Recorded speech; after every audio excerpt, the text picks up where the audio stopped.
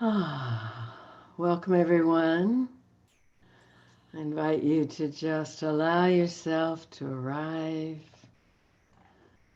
breathing deeply into the core of your body and slowly letting your consciousness focus into that center, releasing the world, releasing all that's gone before and that goes after, arriving in now where all the power and presence is.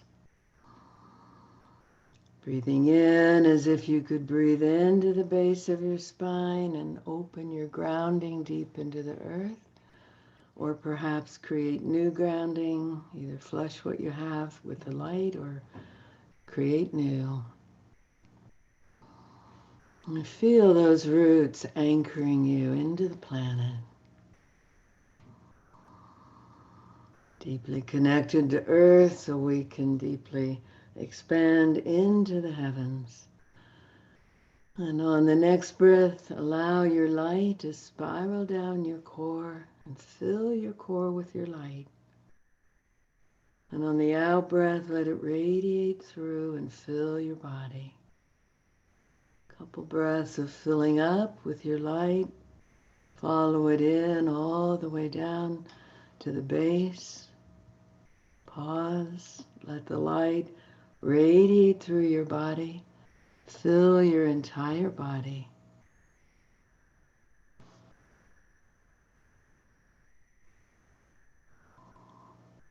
And then allow more light, open further into your multidimensional being, expanding up, expanding out, arriving in the chakras above your crown while you're grounded.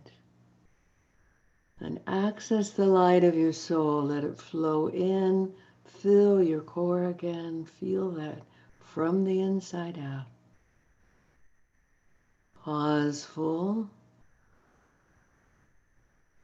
Then allow that light to radiate through your body and fill the etheric body, the subtle body just outside the physical, a perfect template for your physical body.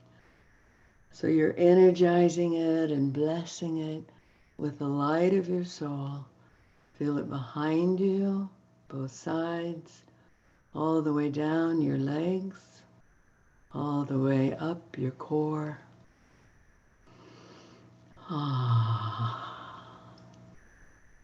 Breathing in again, letting the light of your being, your essence fill your core.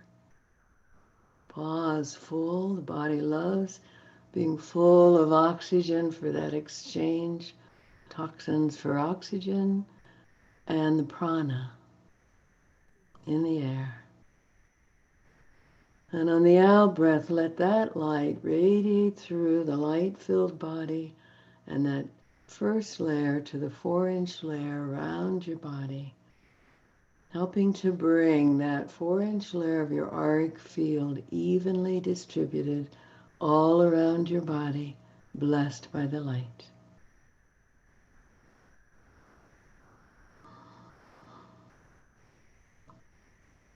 On the next in-breath, filling, filling, filling, the light of your being, the light of your soul, flowing down your core, deeply filling your center.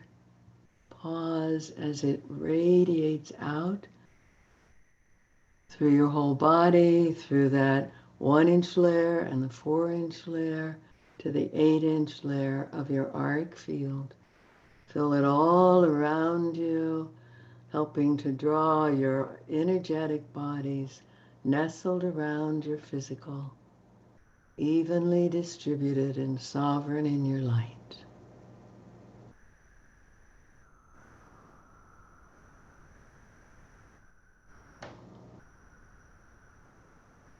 On the next in-breath, fill once again with the light of your soul, the light of Source, filling up and flowing through your body, filling and filling, pause full.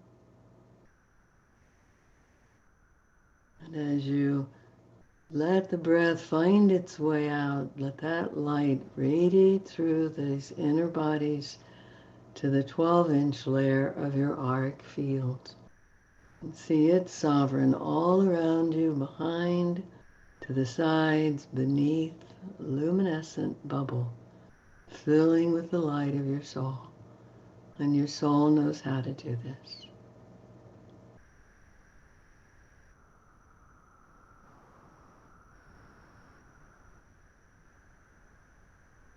Breathing in again, letting the light of your being fill up your core.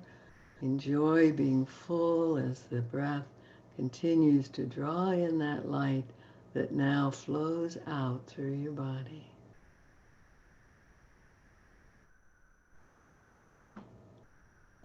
And as you breathe out, let it take up residence in the 16-inch square inch field around you, or however far out it is. But the next bubble,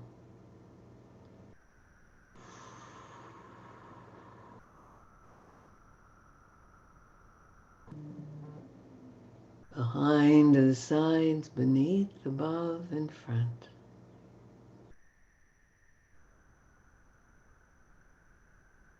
Once more, breathing into the light of your soul, the light of your source, your essence, filling up as it flows into all of you, every cell, every nook and cranny. Pausing full.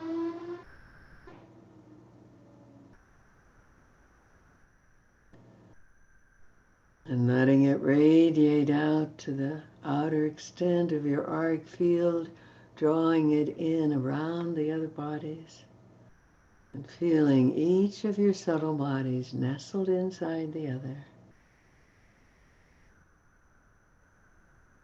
And the outer auric field encompassed in the light of your soul.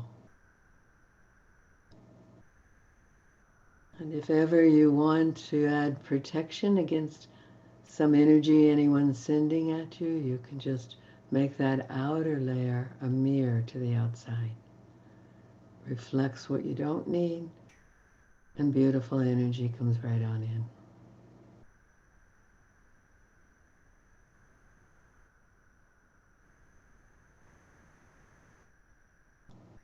And then a hand on your heart, one over your dantian, just below the navel. And notice that you can be in the midst of these subtle bodies, light-filled, your sovereign energetic home. And bless yourself.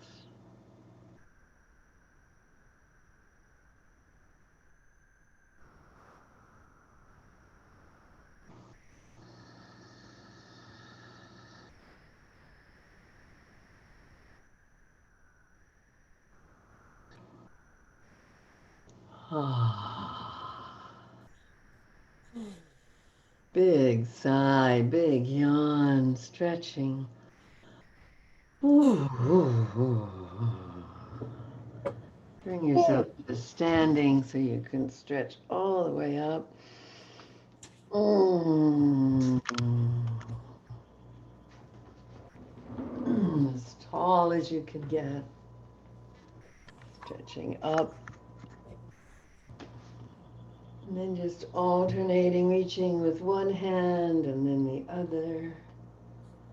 As if you're getting that last fig on the tree. Or maybe it's an apple blossom.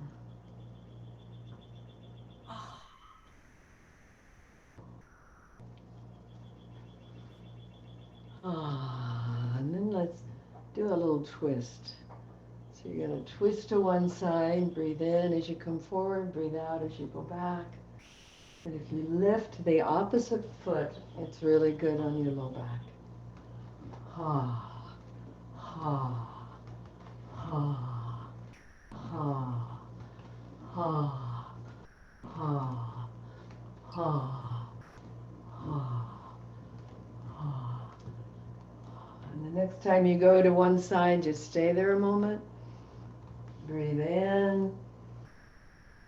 And then let just your head go to the other side. So you're twisting your organs, which gives them a really nice squeeze. And bring your head back. Come back to center. Go to the other side. Breathe in. Let just your head rotate to the opposite side. Come back.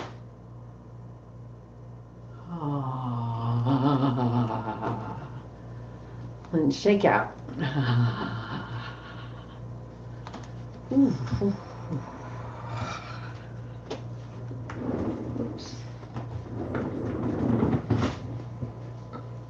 Yay, coming to your seats.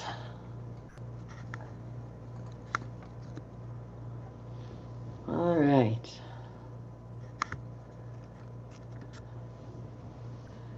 So, I guess this is our group. I don't know what happened to the other person, but I told her she had to get things handled on time to be here, and I want to honor who we are. Yes. So you may have noticed that we moved our private group to my website. It's kind of elementary. We'll work it out as we go, but I'm hearing at least a couple of you really appreciate having the videos not on social media. So we moved last week's to the website, and we'll just close that site unless y'all want it as a place to talk. We can talk to each other on the website. We'll figure that out. Good. So thank you all for your feedback. Feedback helps us just grow what we're doing. So let's do check-in. Whatever you're passionate about and what's happened for you regarding your commitments, if you wish to share that. Who would like to be first? Shall we have a timekeeper? Yes, please. Thank you. Who would like to keep time today?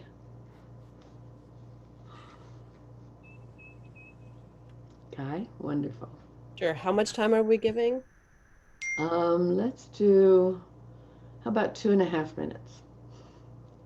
Okay, so should I at 2 minutes I'll just like wave or Yeah, at 2 minutes, just do this so they know that you're okay, meaning 2. perfect. And at 2.5, wave your phone. Okay. And who's first? I can go first. Great. Yeah? Yes. Laura. How many minutes do I have? 3? 2.5. 2.5. Okay, I'll go quick.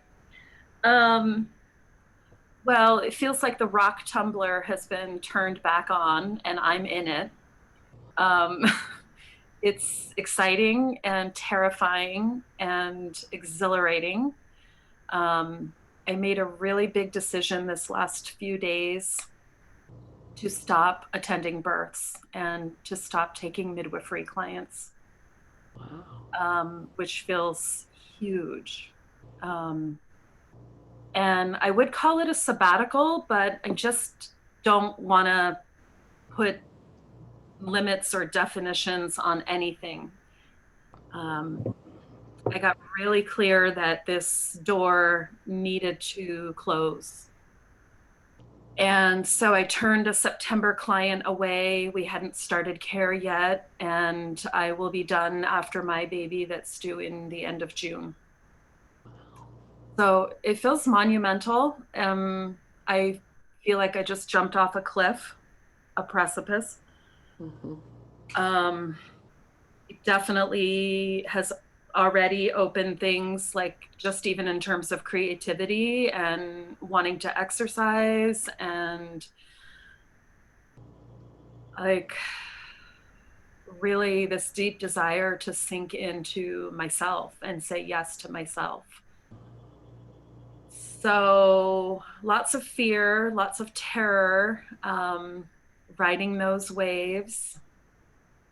but it definitely feels like the right decision. So I'm proud of myself, and wow, feels huge. It's been a long time coming. So I'm open to whatever wants to be birthed next, what is already being birthed next, the seen and the unseen. And in terms of my commitments, I'm 99% done with my taxes. I just have to make a couple of decisions and then get those to my tax guy. I spent quite a lot more time sitting in quiet, and I'm definitely orienting toward my plans to New Mexico and Colorado and just figuring that out. So yeah, it's been a good, exciting week. Yeah. I'll take some loving. I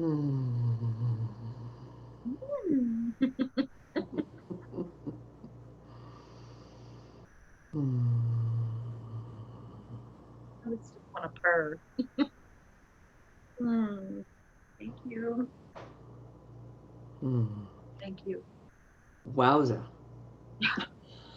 Yeah, Big. it feels really big, Yeah. And right. really right. Thank you. Next. Devorah.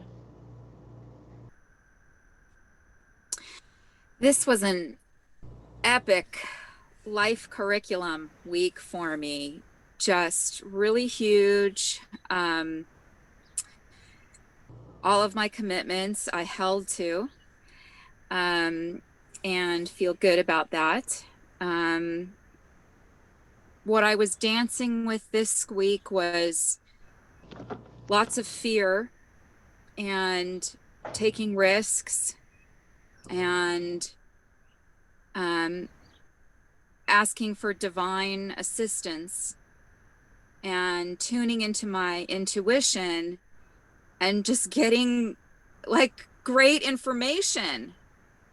I mean, I was dealing with a meth addict who was in my campground space and my fear around that. And I was dealing with below freezing temperatures, and I have made a point to not be around freezing temperatures because my pipes can freeze in the van. And so I had to kind of really tune in to what my guides were saying about how to cope with these things. And they gave me great information, and I'm good, and the van is good, and no pipes burst, and I'm pretty sure I've sent the meth addict away, and I feel at peace. And continuing to deepen in my relationship with my cousin Howard, who I realized I've been out of touch with since he left the family 36 years ago, which is a magic number in Judaism. Thank you, Kai. Thank you, Kai. And my niece, his daughter, I'm calling her my niece. And the karmic, I mean, there's just amazing. I have been lacking having a young person in my life. And now I have this 18-year-old girl. And it's an amazing feeling to have a connection and to be able to mentor. And then my cousin Howard has really enabled me to do some massive spiritual counseling with him. And in doing this, I've learned like, oh, this is what I'm going to do. And I'm going to do it like this. Thank you, Kai. And when after spending 5 hours online to get my computer working and it still didn't work and it's going to have to all be scrapped, what I realized is it's time for me to go to all Macintosh computer. And as soon as I realized that, I suddenly knew that I was going to have my own private practice and that I needed this to happen. I needed the computer to die. the Dell computer to die so that I can have what I need in place to have my own business that I'm going to run. So pretty amazing. And I'll take your love.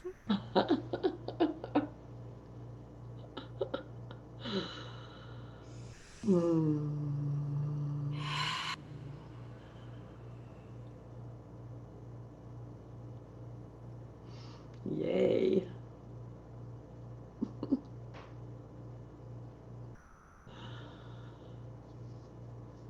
Who's next? I can go. I think what feels most alive right now, yesterday I saw an osteopath who does internal adjustments on the like neurovascular tissue and everything, because I've had some pelvic congestion issues. And that was pretty amazing. I just felt so blessed that the breadcrumb trail of me staying committed to my healing process and like having surgical intervention be like the last thing, like led me to an osteopath who could actually do that. And it was amazing because he was like, oh yeah, your cervix is like skewed, and he like freed it up, and it was just kind of intense. So I'm sitting with that because it's like still integrating, but I did call on my guides and the angels to help me integrate that healing while it was happening. And I felt like that was kind of the spirit of this group, kind of maybe just helping up level that as like a real ritual of like profound healing. And I'm wearing a lift now. Like he like discerned that I actually have a half an inch difference in my legs, and that's kind of created this skew. And so I've been actually wearing the lifts for like a couple weeks now. And so there just seems to be this like foundation, like leveling me off. And I'm just really grateful that all the wisdom has of different people has like come together. So um I think, I think I made a little too many on the commitments because it was such a big week. But I will say that my biggest creative thing that I showed up to was creating the treasure hunt for my son. And so I talked about making an artist date, and that was, I was like, okay, I'm gonna make this happen. And I was out in my yard, I picked all the spots and made all the clues, and it was just so rewarding to see the kids totally get into it. They were running around the entire yard, and they would go astray and come back, and it was just really, really fun. And it felt collaborative with my son. He was like, it should end with a map. Don't just have the treasure, but have a map to the treasure. And so I was like, I don't know if I'm going to be able to pull that off, because this was literally like the night before, but I did. I made a map, and they were like orienting the map. It was just super, super cute. So I feel like that was a success. When I was doing the meditation this morning, I realized we have the gift of these recordings, and I'm thinking that that might help me with the meditation part, because I wasn't really able to show up to that like I had intended, the 15 minutes of centering. So I still intend it for this week. But that's my time. So that's me. Thank you. I'll take your love. Mm-hmm.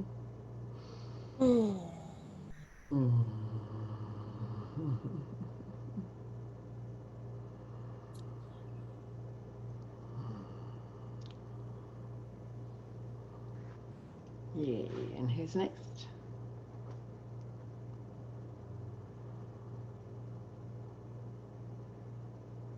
Kimberly?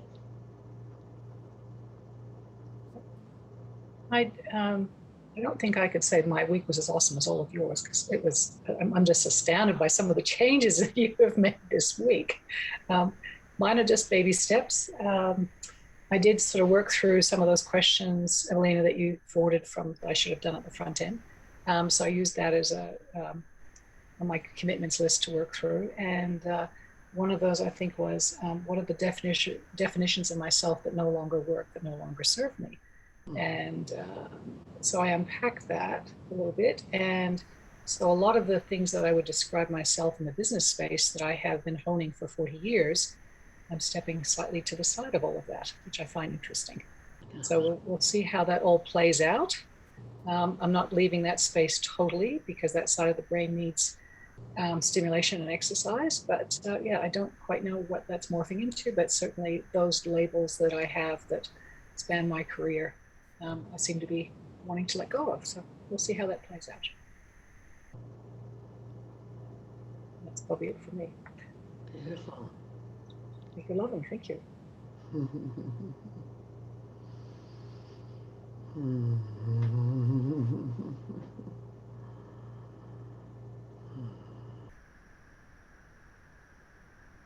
Thank you.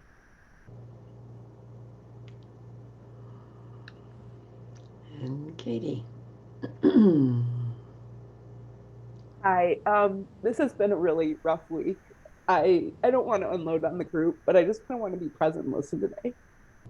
I'd like to have the ability to turn off video when I need to, um, just for my own preservation of self right now. Okay. That's okay. And I want you to notice that everyone here is in her bubble, her bubbles of bubbles of bubbles. You could share your feelings and emotions and we wouldn't take them on. Would everyone agree you won't take it on? I would love for this to be a place where you can bring who you are and what you're feeling right now. Let us support you.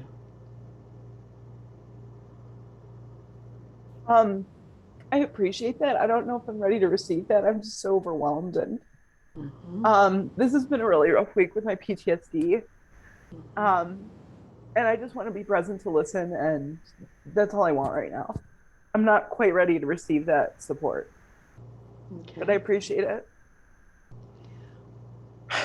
Can I share one more thought? Sure. Uh, you might ask the Divine Mothers to lift that energy out of your field and just lighten your load. When you share it with Kuan Yin or Divine Mother, there's a little less for you. Up to you.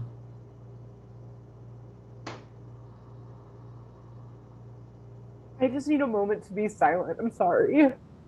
So let's be silent with Katie for a moment. Is it easier for me to leave today? I feel like I'm a burden to you all. I want you to stay. How many want her to stay? 1, 2, 3, 4, 5. We want you Okay. to stay. If you're okay with me just not having video on, I'll stay. I just feel like, yeah, okay. Is that okay, everyone? Yeah. And put it on when you wish. And no, we're just sending love. So we're going to hold a minute of silence and just send you love. Only take what you want. But know you're loved here.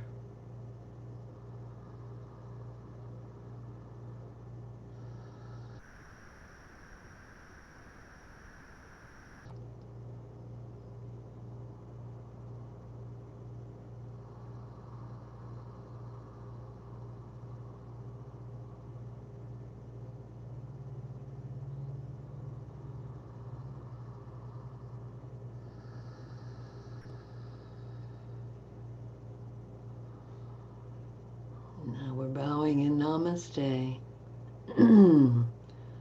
Divinity that we share, acknowledging you exactly as you are. I think one of the most powerful things is being met where you are. That's what happened for me in Tantra. I went in the midst of my incest memories and they accepted me, and I did my rage work and they accepted me, and I cried and they accepted me. And it shifts when you let yourself be accepted. So here we are. And let's just clear the space. And notice, how'd y'all do? You still in your bubble? Still just holding your light? Yeah, that's what we're learning. So I have my my tax is 99% finished. I would have been 100%, and then one of my figures was wrong, and it changed about 6 sheets. So I do my own, and I figured it out, and I was so impressed. And I'm I'm loving life. I got to go to a party of 17 people. We call them the Fairy Kingdom. It's mostly gay men, and they're so sweet and so heart-centered, and some lovely women, and it was beautiful. I feel normal. Feel happy. Yeah, life's good. And this moon really served me, I think, because it activates so much in Aquarius, which I'm used to, the Saturn and Uranus. And it really served me, and I just floated through it orgasmically. I just thought, let's go with the Scorpio part, shall we? That feels like more fun than the stuck part. So I'll take your lovin'.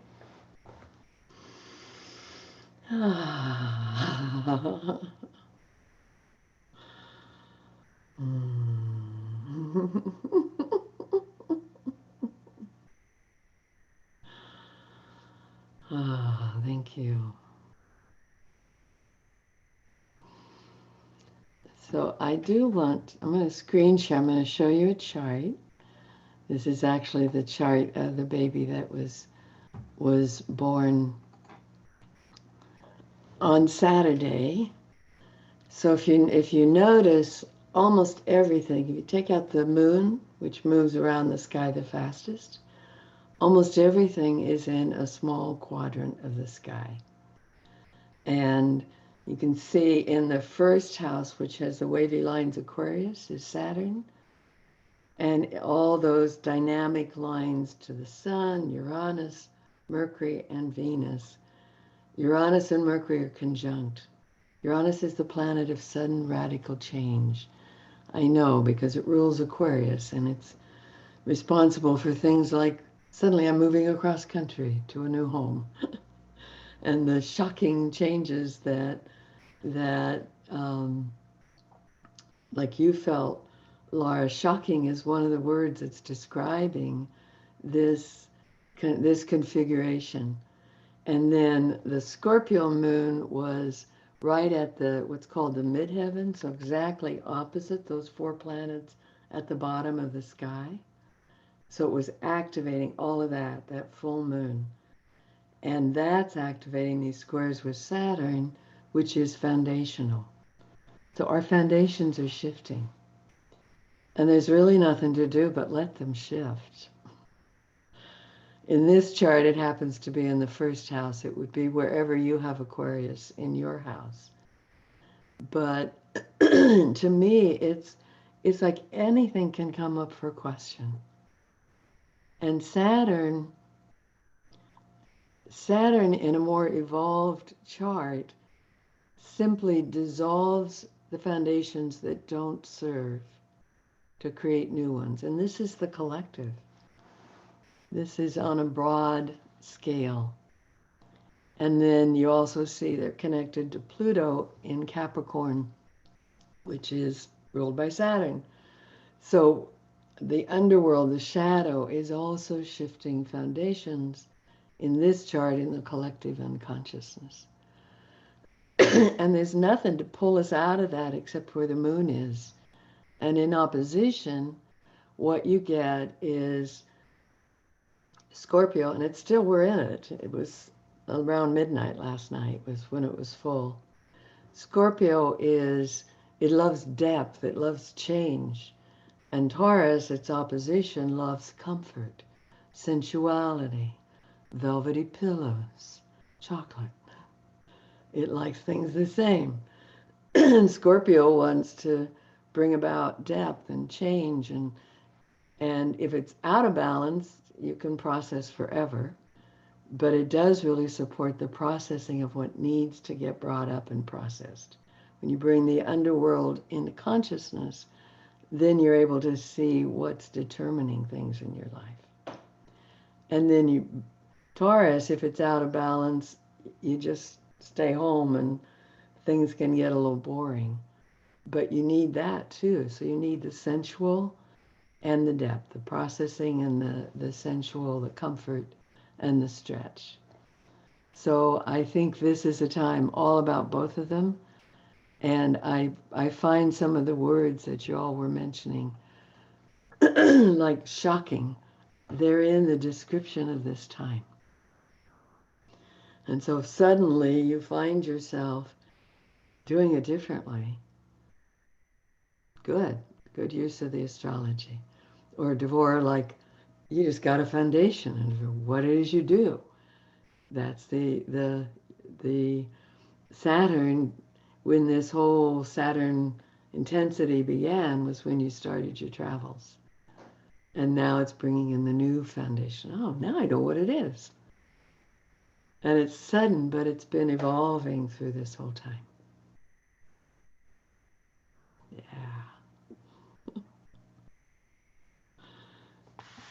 So,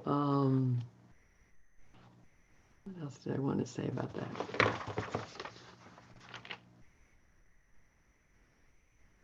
So it's all about balance.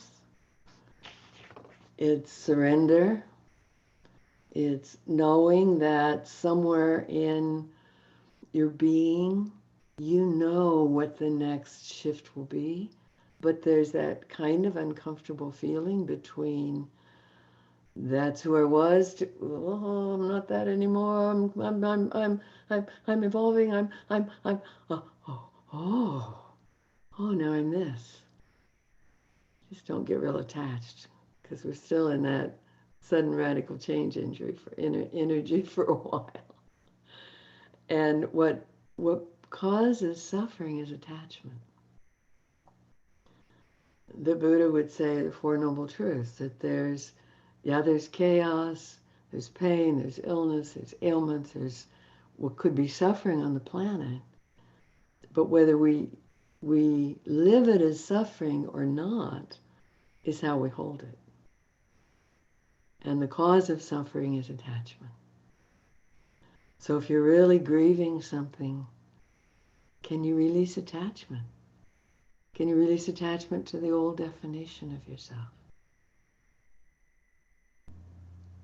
Can you release attachment to how you're defining the world?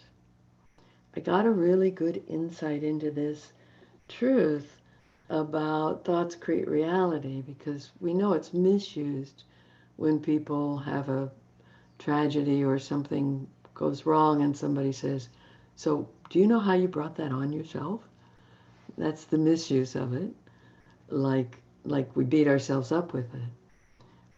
But the high use of it is that what thoughts we choose to entertain are what reality we get to live. So the mind is full of all these neuronal pathways, and there's that old, well-worn pathway that you're used to. And then there's some that are higher, and there's some that kind of climb up the mountain pretty quickly. So the tendency is to go with the known, but when you shift your thoughts, you get to choose another pathway. And if you choose it for 3 weeks, the brain starts deconstructing the old worn highway and constructing a new one. So the example I've shared, I don't think most of you have heard it before, is I went to a party in Marin. I knew about 30 of the 40 or 50 people there. And my mind started, it was at a time when I was yearning for a relationship, and my mind started looking around and going, we've all ruled each other out. Nobody here thinks anyone here is worthy of being a partner. And nobody is interested in me. And I was getting more and more unhappy. Nobody was talking to me. I'd walk up to a couple talking. They wouldn't include me. No one was dancing with me. I felt invisible. I wanted to go curl up in the corner or disappear. And all of a sudden I went, I don't like what I'm thinking. What do I want to think? I am well romanced, well loved, well received, honored and respected, and people love talking to me and dancing with me. If it were a movie, it would be like this wavy line, because everything just shifted, and suddenly this party was full of people dancing with me, people loving to talk to me, people calling me, catching up with me and wanting to be with me. I had a fabulous time. And I shifted my thoughts. That's all I did. So did everyone else shift? Did I see it differently? Or did I literally take myself to an alternate reality? The whole party certainly looked brighter. So this is our choice in times like this, and all times really, is if I'm suffering, what am I thinking that's contributing to it? Can I shift it? If not, can I be compassionate with myself? Can I bring love to whatever is happening?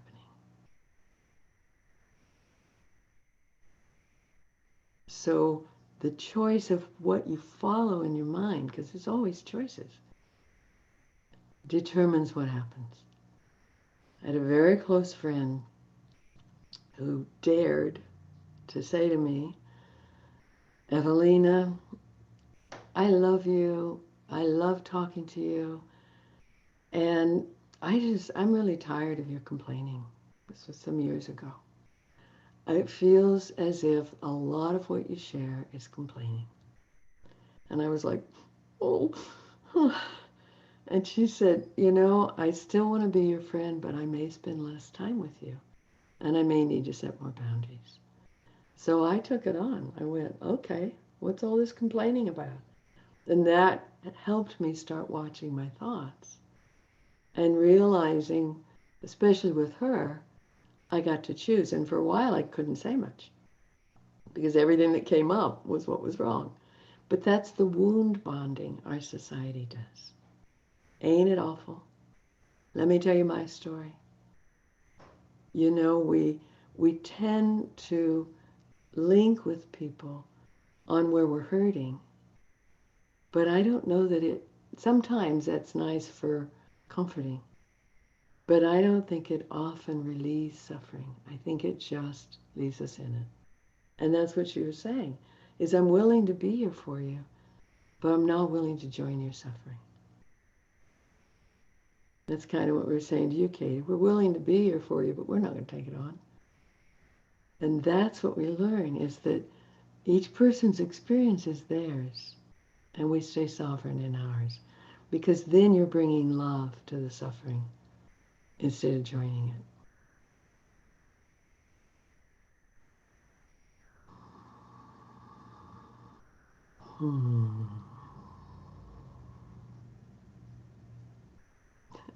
Way earlier, about 15 years earlier, I had a friend who said, it was Evelyn then, it's so exhausting being around you. I said, why? She said, because your mind never stops. And I said, but I don't speak it. I hardly ever tell you what my mind's saying. I know, but I can feel it, and it's exhausting.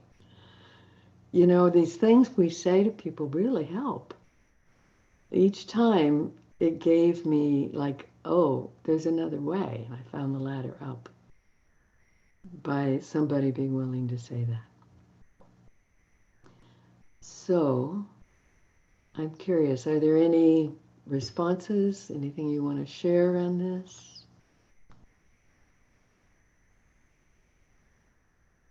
Laura?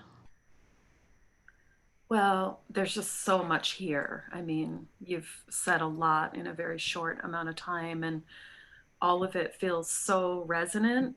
I have a dear friend, and I was speaking to her recently, and her name is Julie, and we used to call her Dark Julie, and she calls herself that. And she just goes to this really dark place. And we were going to have an early dinner the other night, and she went really dark.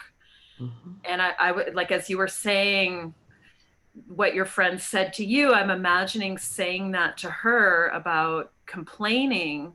And it's such a slippery slope because she can get really defensive and like go on the attack.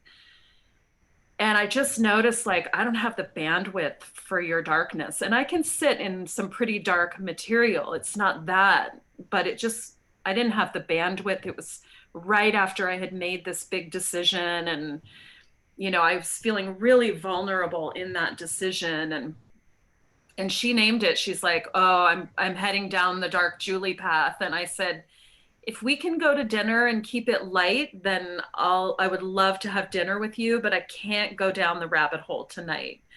And she did, you know, and it was just like such an interesting boundary to be able to speak out loud, because I noticed that I'm in a lot of friendships and relationships where I feel like I walk on eggshells. And sometimes it's very subtle, but I'm just afraid that I'm gonna rock the boat and then I'm gonna get emotionally annihilated and cut off, which is my family history.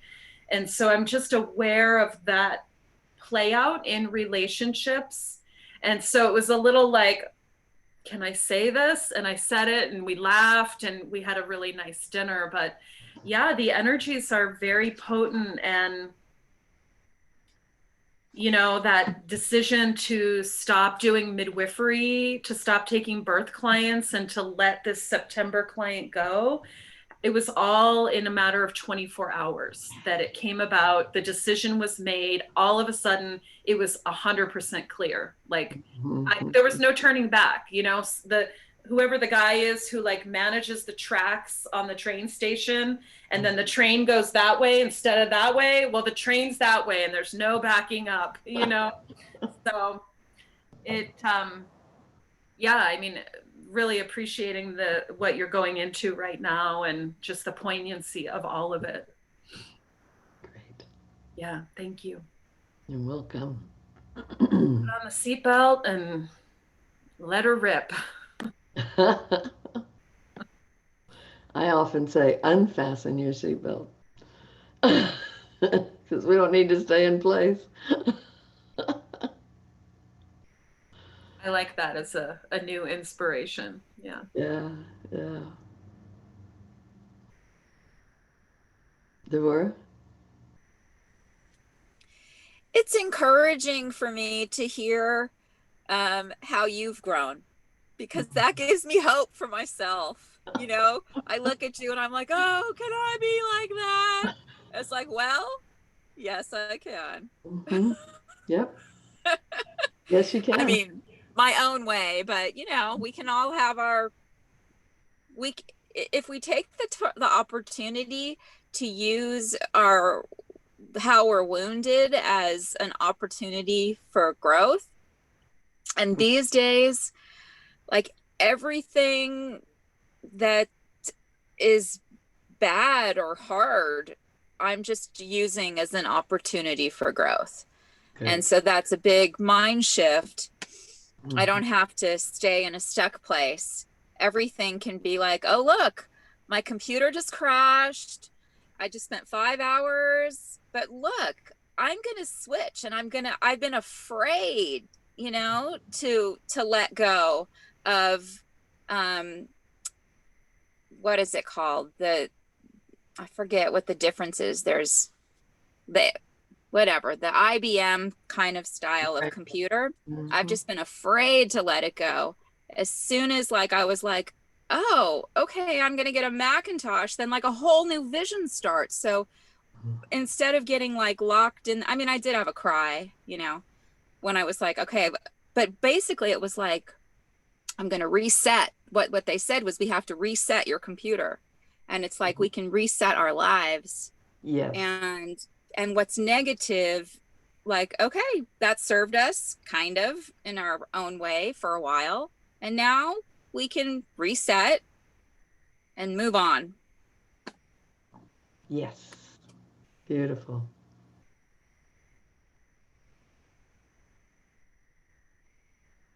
Katie? I want to start by thanking you all for holding space. I feel like I don't want to bring the group down. I only want to add, but I just feel like I just needed to be honest in where I'm at. And I think my biggest thing is, I actually had a good week. It's just been like a really rough couple days. I think my biggest thing is, I am realizing that a lot of the fear I'm experiencing now, I do have PTSD. And so like a lot of that's around money security for me. and I'm working to let myself actually release these fears. And so I've been so raw and just vulnerable. And it's been weird because the clients that are coming to me, it's been interesting because they're going through a lot of the same things I am right now. And it's almost like this mirror of like, oh, I feel that way too, but I have to help them as a client and like, oh, and it's been weird though, because then I'm like, maybe I need to take my own advice, right? Like really humbling. Um, but I feel this has been really intense for me. Um, and I just want to thank you all for holding space and know that I'm trying to be as present as possible. But I think the biggest thing I'm working through with my thoughts and law of attraction is some of the things that were very traumatic to me, seeing that they're valid, letting myself feel my emotions, release them, Mm-hmm. not spiritually bypassing, but understand that feeling those emotions and almost letting myself emotionally detox that out.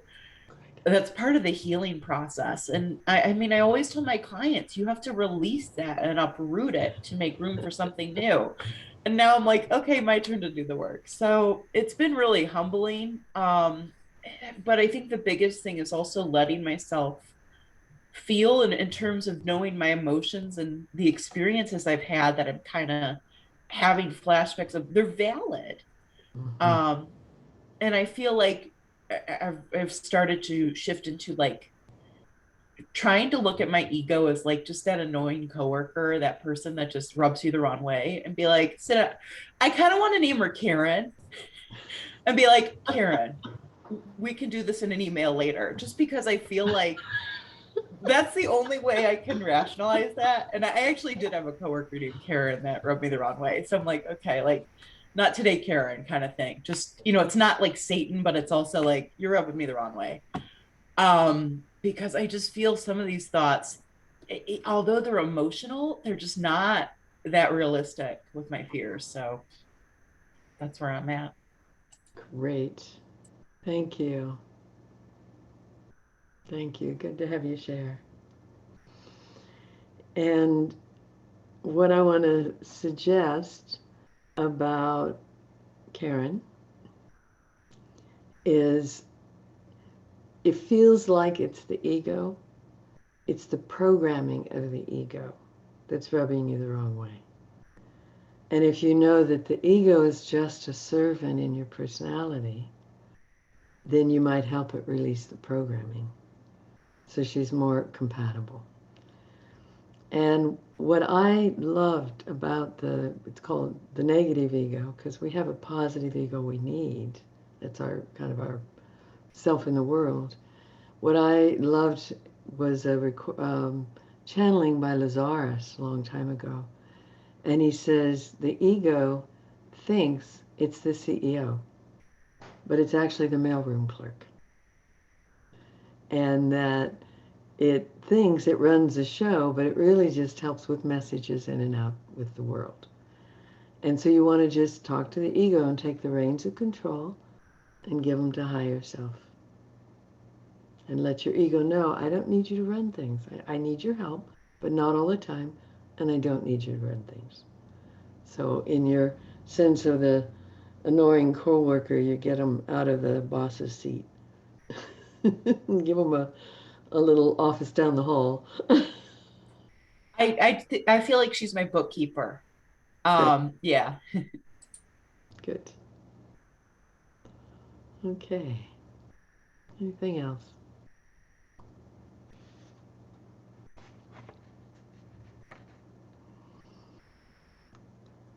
So I have a little exercise we can do if you wish.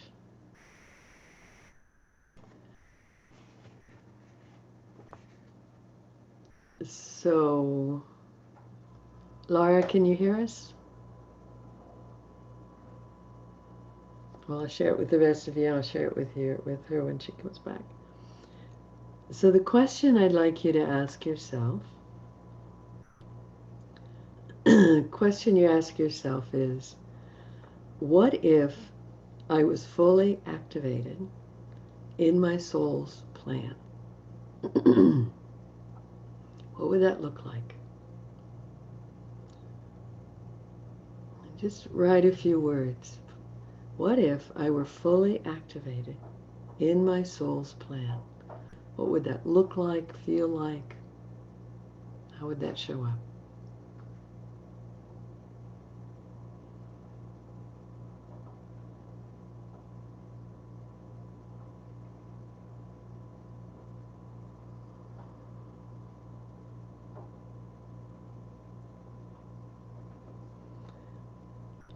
And what shifts would I need to allow in my psyche and my thinking, and what shifts would I need to allow?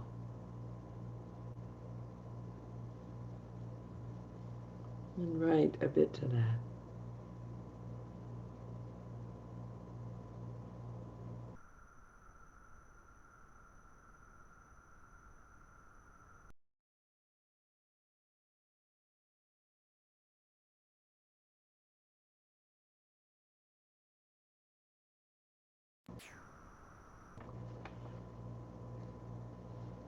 And if I were fully activated in my soul's plan, what would fall away? What would have fallen away?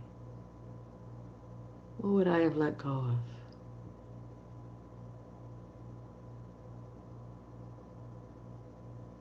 Just make it up.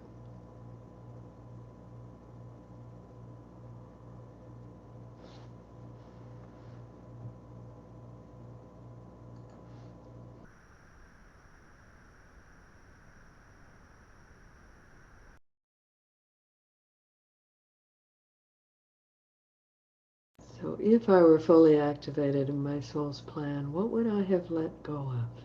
What would I have released?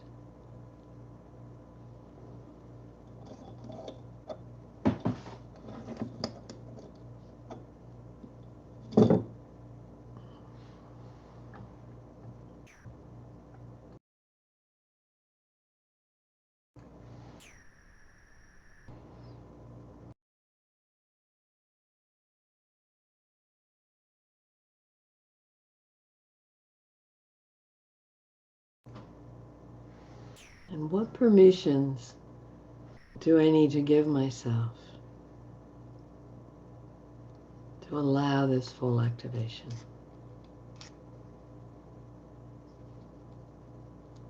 What was the last question? What permissions do I need to give myself to allow this full activation?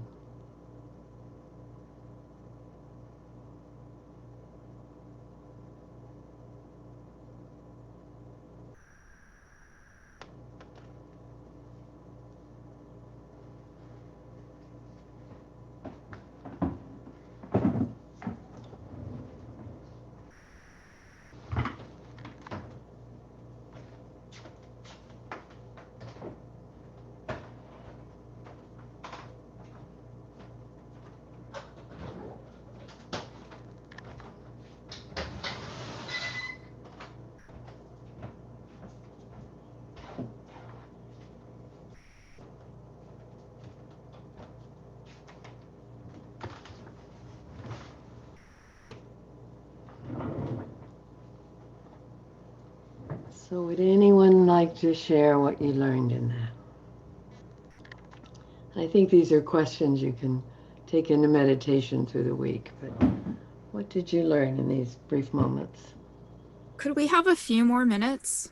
You could. Thank you.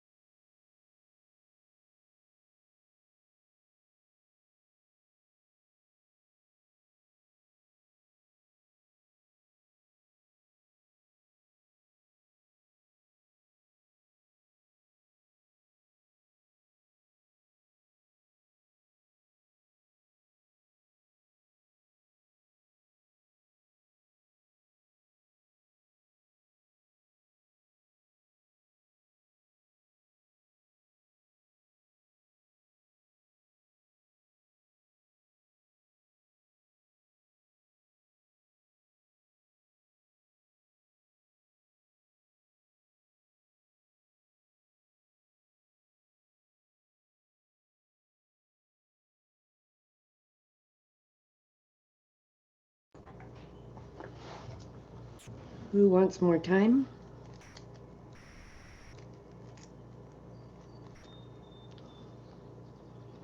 Okay.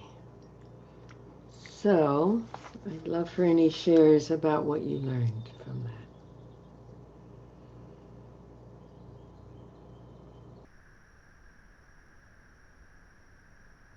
Okay. Well, thank you for these really rich questions. Um, so there was kind of a remembering actually, which was interesting. So what if I were fully activated in my soul's plan? Like a lot of times I felt like kind of like a late bloomer and maybe not sure what I'm here to do. But then it was like, it was really interesting because I remembered that I had clarity when I was um still in like 19. Um and so it was interesting like to claim that and be like, actually, I do know what I'm here to do. I just need to do it. So some of that is I said I that my full activation would be vibrant health, an active teacher, and an active writer, and in an ever deepening romantic partnership. I think those were the four things that came. But I think the thing that I do need to claim more is actually how important the process of writing is to my own relationship with my soul.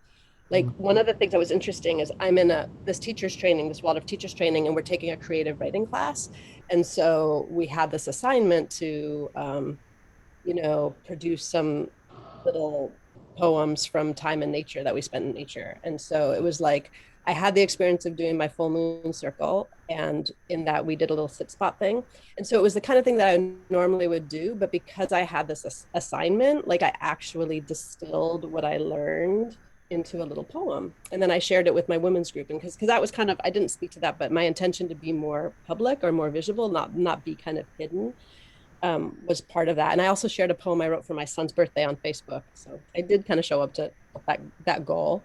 But I just feel like I need to speak to that more, that like writing is actually like, it's really important for myself to anchor in what I learn. And it's actually a way that I can share my wisdom in a way, because I feel sometimes playing small, I'm like, it's like the world needs to shift and I need to show up to what my role is. So I don't know. I just got that insight that my sharing my process through my writing is actually a way that I can amplify my own journey, and maybe so that there's some medicine in that. So Oh, yeah. that was probably the biggest thing that came out of that. But I think so. I felt like I said, what shifts do I need to allow in my psyche and thinking?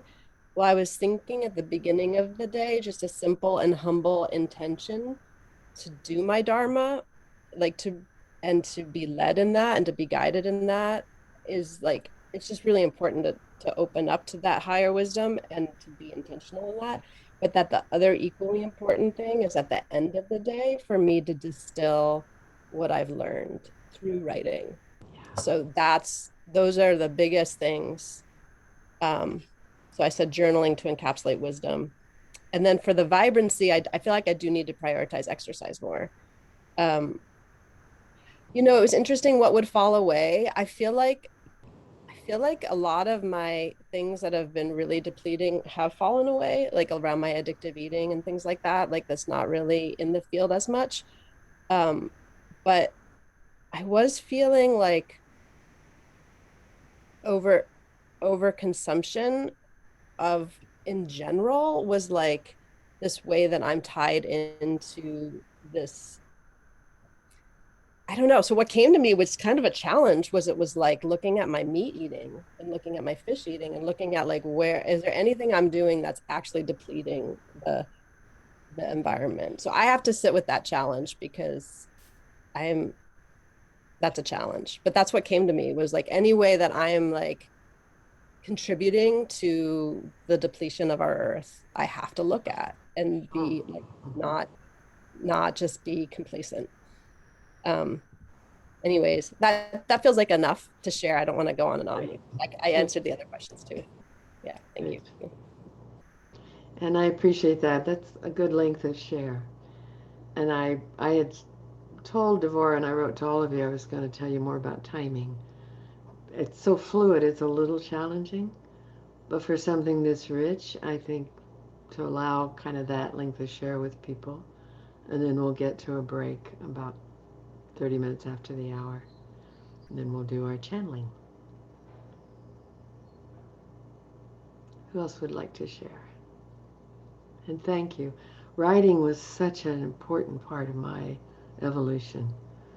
On the website, you'll see all kinds of poems and channelings and articles, and now I put it more on Facebook. But yeah, it brings the innards to where you can see what's happening. Someone else?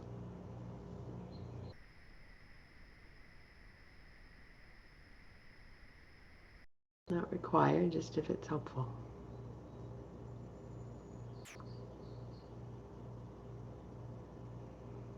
Laura? I'll share. I too want to sit with this more. It's such a big, poignant series of questions, and there's a lot of richness in them. What I just wrote with the first question was that I would be free, moving about the world, teaching, connecting. It would feel like silk, freshly cut flowers and jasmine blossoms, and writing. I know that I came here to be and inspire love, and how, like, that's such a core knowing. How I do that, I'm not quite sure yet. That's definitely part of the closing of the door, of holding so much space for other people and really allowing for, even if it's a few births a year, allowing for all of that energy and holding to be for myself.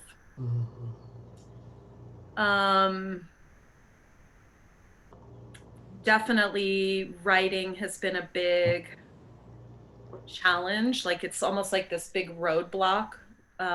All of January, I spent every morning and I wrote morning pages, and I did 3 pages every morning, and it was such a great exercise. So I feel like the shift that needs to happen is to start morning pages again, just because that was such a great way for me to get, like, there's a part of me that wishes over the last few months that I had been doing that, because there's been so much transformation and change and unfurling, some of the things that I would let go of, I have, like letting go of taking birth clients was huge. I feel like that was like a really big piece of the pie. And now the pie is gonna get all kinds of spices and yummy stuff put into it. Letting go of fear. I really think that moving out of this house is something that needs to happen for me. It's my parents' home, and there's like something here where, like, the gestation has happened and the baby needs to move out of the womb, and she needs to trust that the arms of the parents, which are my own arms, are going to hold me and be there for me.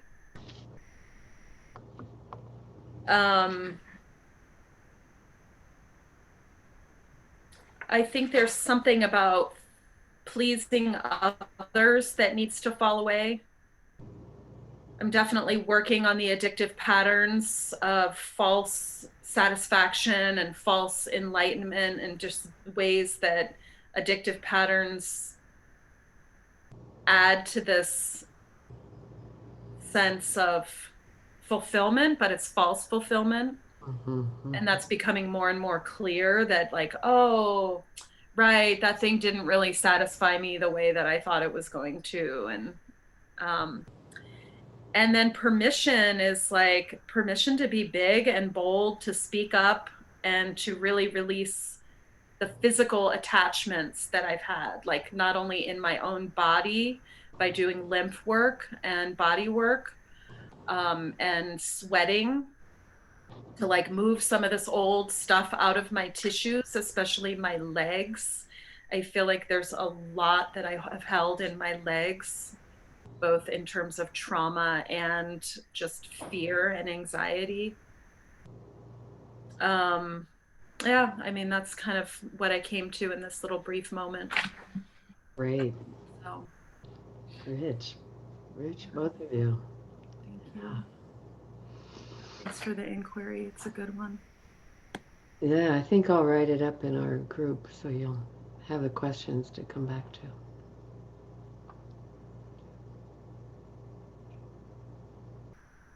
Deborah? I was very busy writing down all the questions, so I had much less time to write down the answers.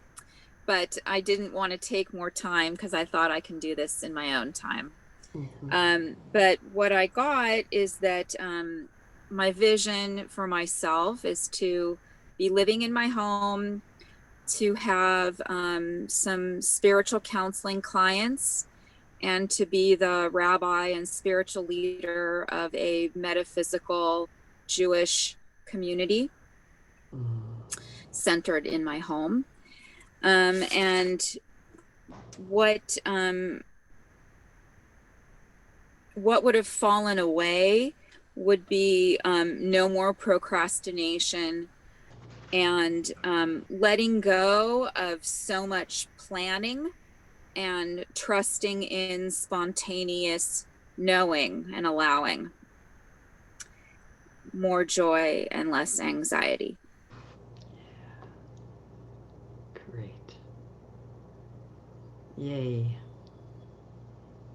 I hadn't planned to write them in the group. It's feeling so rich. But I always can if you don't want to write them. Beautiful. Anyone else? Kimberly? I'm not exactly sure what my soul's plan is, so I think I'm going to need a lot of time with that one, but I appreciate the questions. What I wrote down just sort of seems to surface like, as in travel, experience, see, touch people along the way, gently lift their day, connect people, inspire. Just, I don't know, it doesn't seem, there's probably more. I just need more time to think about it. Great. And I do think we serve just by being our light in the world. Yeah. Beautiful.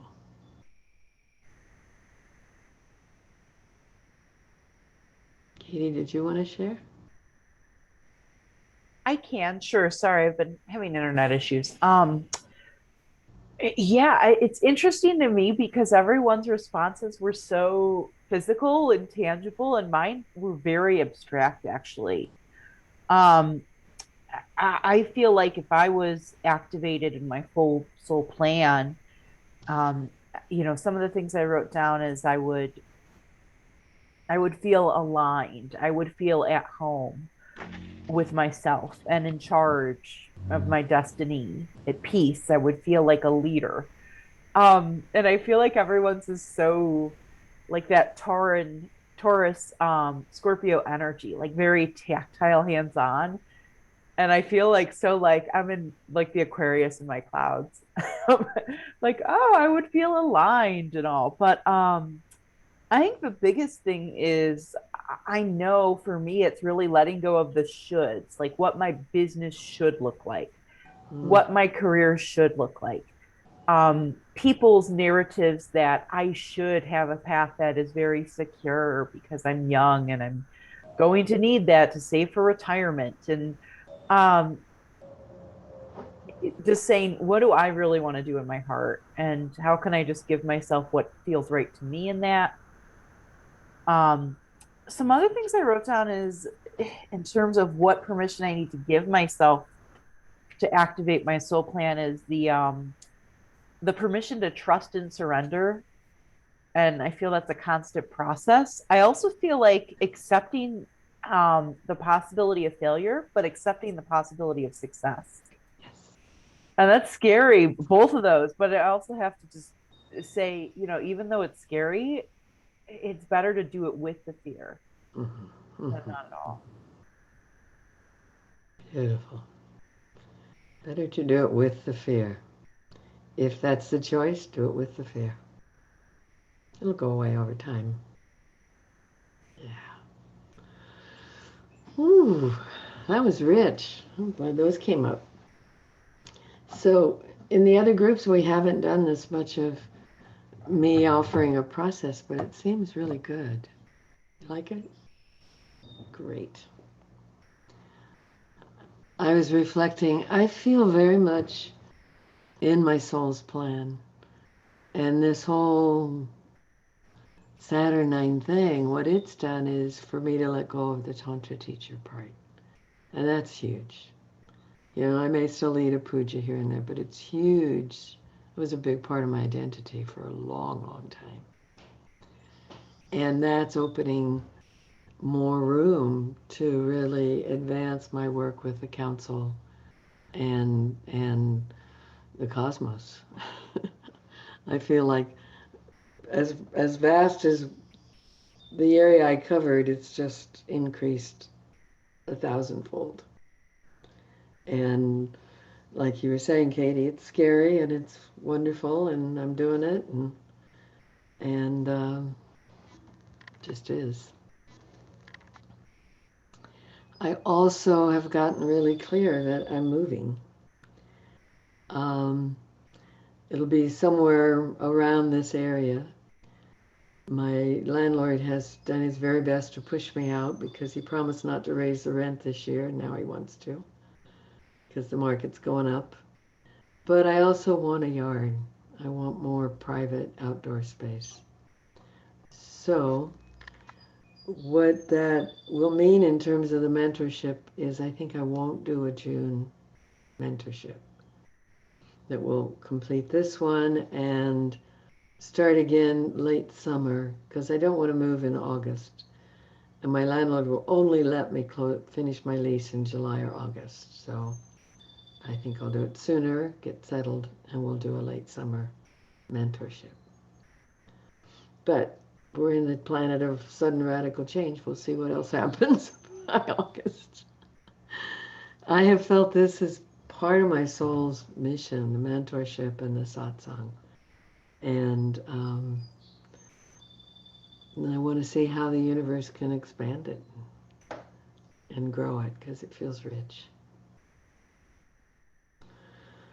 Okay, so what I'd like to do is take a break, come back at 35 after. We'll do some channeling, and then did you like sharing the commitments at the end? That's what we've often done. Or would you rather use that time to more practice, more time with the council? So why don't you raise your left hand. Let's see if they're left to me. Just raise your left hand. Okay, so it's on the other side of the screen. So now I know what it means. Raise your left hand if you want to use that time for practice channeling, and raise your right hand if you prefer sharing our commitments at the end of our time.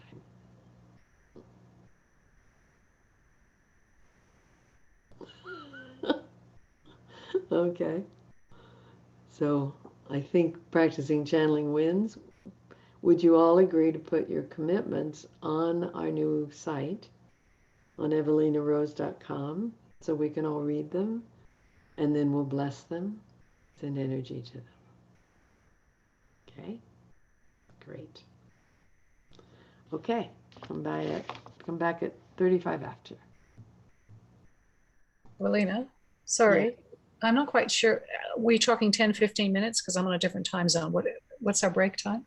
We're talking about 8 minutes. 8 minutes. Okay, thank you. I say 35 after the hour, so it works on any time zone. Yeah, it's sorry, different country, different way of understanding how it's being described. Okay. Thank you. I don't know how to say it in Australian. Thanks, Evalena. Okay. See you in a bit.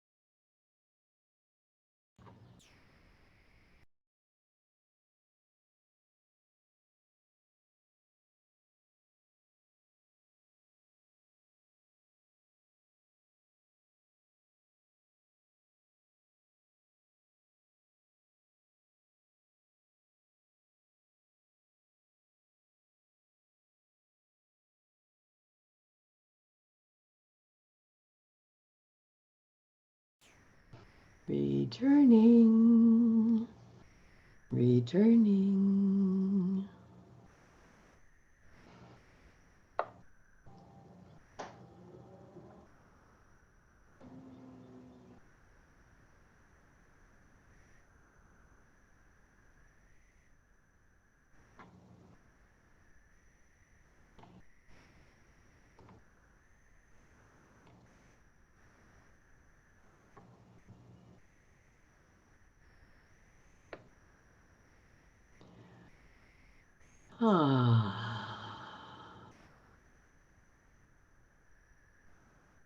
Y'all come on back now, you hear? I had 13 years in Texas, you know, it grows on you.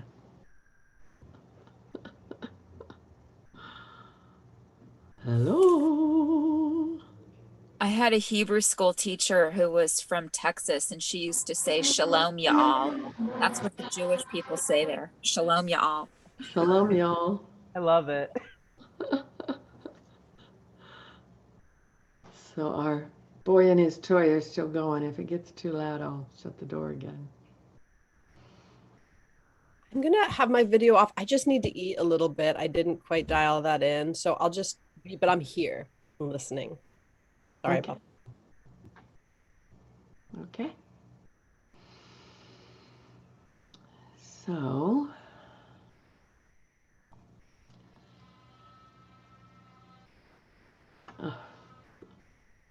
I may have it on mute as the super is fixing the unit like above and diagonal from me. And I have to laugh because it's also like a boy with his toy, but it's technically work, you know. So yeah. I just have it on mute with some of the background noise. Yeah, I'm not hearing it, but thank you. Okay. So, shall we call in our friends in high places? Kimberly, are you here? Are you with us?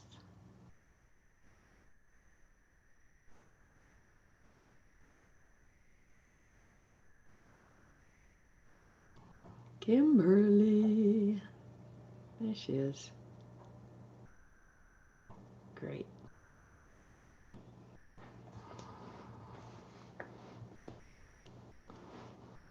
So allowing yourself to breathe, bringing your light, your breath into the body, source of inspiration, taking in your spirit, grounding, refreshing your grounding, arriving in the heart of this moment, feeling once again those beautiful nestled subtle bodies all around your physical in a sovereign field of light.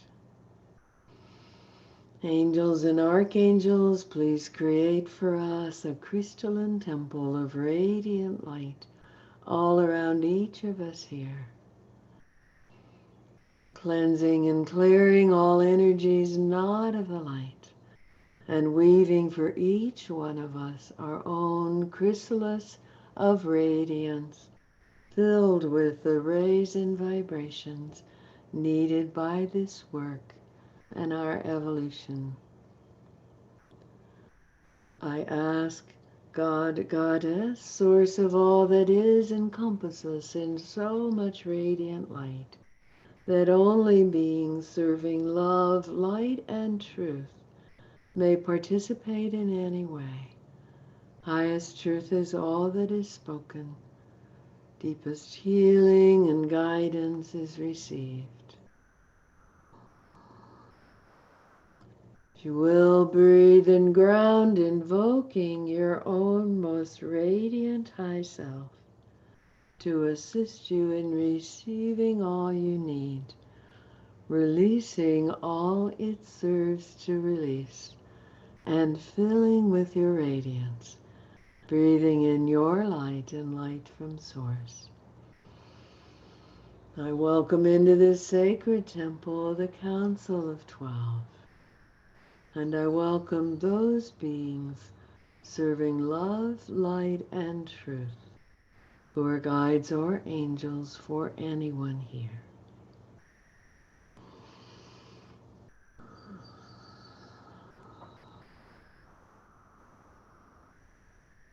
Greetings, dear ones. We greet you, we bless you. There's always that moment of surrender when the channel releases the need to control, releases letting go of reactivity to whatever sounds are around, releases, relinquishes the center seat, and allows us to arrive. And it's not a taking over, it's an addition, it's an adding to. And yet there's this little shift with Evalena from the voice coming from primarily her to primarily us. And we say primarily because she's very wise. And our work is informed by the one we channel through. So is yours. So you'll find sometimes when you're channeling, you're sharing wisdom you've shared before in your own teaching. Yes, because guidance is accessing your wisdom, adding to it, augmenting it, sometimes speaking from a higher place beyond what you know. But if we excluded everything you know, we'd have to really, as humans like to say, walk on eggshells. Oh, we can't say that because she already knows that. We don't want her to think she's not channeling. And instead, just allow. Allow the wisdom. At higher planes in your own incarnational existence, you exist on the inner realms. So there is a higher dimensional aspect of you that's sitting where we're sitting right now. And that may also share wisdom. So when you let go of excluding yourself from the game, it's easier to allow the game to play with you and play through you and inform you and enlighten you. Because in a sense, you're letting go of right, wrong. You're allowing yes and. So there's what you know and what Spirit knows and can share through you. And when you're encompassing all of that, when you're opening, going, okay, we'll just see what wisdom wants to get shared, and you reach as high in yourself as possible. Letting go of the ego filters, because the ego doesn't want to allow something to get said that you don't already know. Or it wants to question everything as you already know, so you just let go of the ego filters. There's still like an on-duty aspect of ensuring that you're opening to the lightest flow. Occasionally, Evalena will say, let this be God's truth, not mine. Or let this be the highest wisdom. Let me speak for the light right now. And still, your own being may participate. And you will also find, as one of you mentioned, that you go through a whole lot of stuff yourself and it shows up in your clients. What you might notice is, as soon as you've gone through it, then you're able to receive clients who need to go through it. And it deepens your understanding, it deepens your liberation as you help them get liberated. But it will often happen that your evolutionary path informs what you speak. And what you speak when you really surrender to the heart of Source informs your evolutionary path. It's all linked up. That's the plan. And when you allow yourself to open to being a voice for something bigger than your conscious mind, or we sometimes say little mind, It helps you know what your soul knows. And if you write that, you write poetry, you paint, you draw, you write prose, if you find a creative expression, you'll find you know more than you thought you knew. Because the knowing happens in processing it through your body, through your writing, your speaking, your painting, your drawing, your singing. There's a wonderful, actually many of you might like that. There's a wonderful meditation that has been on Evalena's website called The Luminous Cocoon. And it's about an hour, not great sound quality, but if you can handle that, it's about an hour of having these crystal singers sing through your body. And one of the statements in the invocation, it's Ariel Spilsbury who does this one of the statements in the invocation is, in the light is the information you seek. So when you wish to know something and you open to the light of your being and you let the light in, the wisdom you're seeking is coming in on the light. It's not always verbal. That's why sometimes even when you're channeling here, you'll get an image or a sense, and then as you speak, you learn more of what that means. So if you sit, you ask questions, you call in the light, you feel the light, you bathe in the light, you bask in the light, and then you journal or do a creative something with what came through, you'll be accessing the wisdom that the light has already given you. It helps it become yours, and it helps apply it to your life.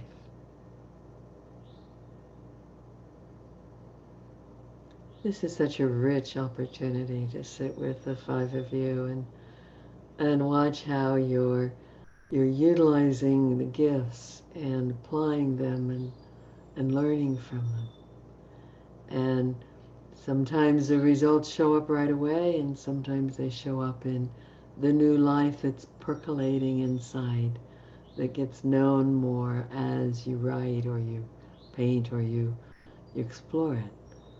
And just trust that process, because you're all cooking. You're all cooking. So, let's see.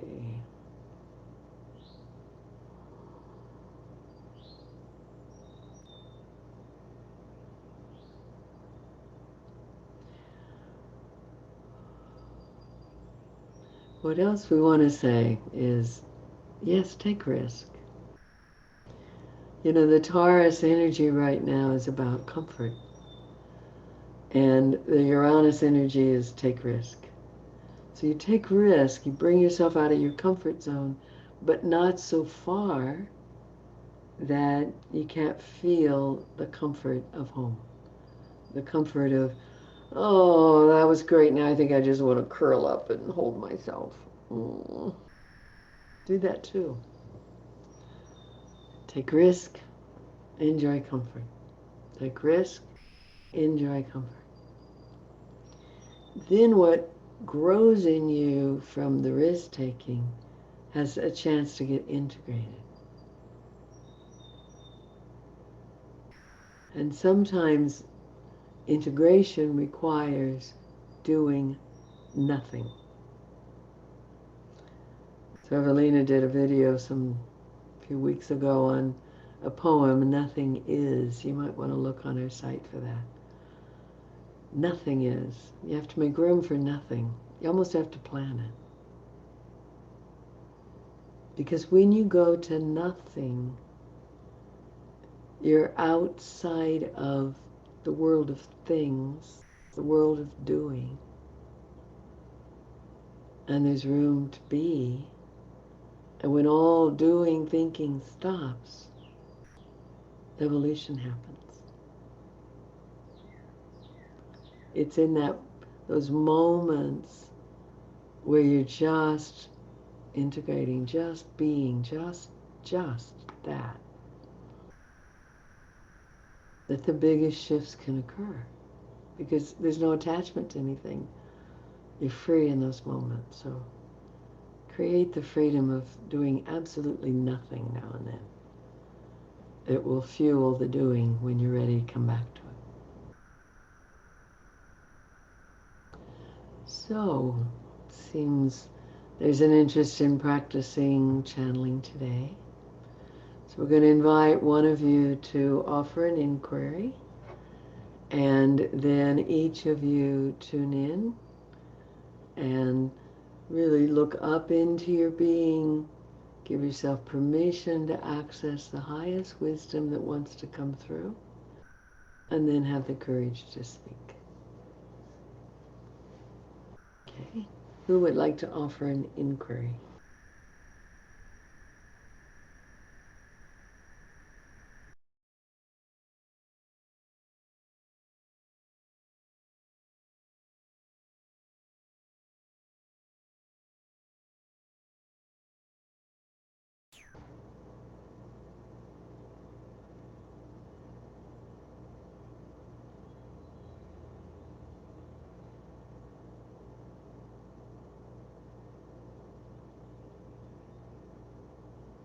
I want to say yes, it's worthy.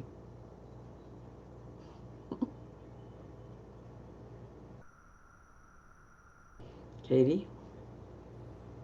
So I've been in the process of manifesting a physical office or studio to create art and offer small workshops. And I've done this in the past, and I think I have a lot of fear that it's going to be um, something where I can't maintain it. But I look at the numbers and I'm like, I've got a budget. I know I can find it. Let's manifest it, right? But I don't know how to let go of that fear and realize all I can gain in this. And again, remember, this is a blessing I'm manifesting to have this opportunity to share that. So I would love any guidance on how to look at this as, I've had studios in the past, and how to look at this new space as something fresh and new where it's possible to have a very different positive outcome. Great inquiry. Tuning in, allowing highest truth.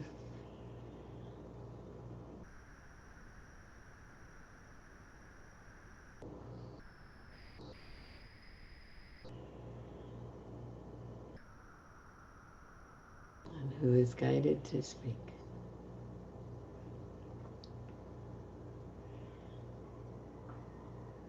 Devora.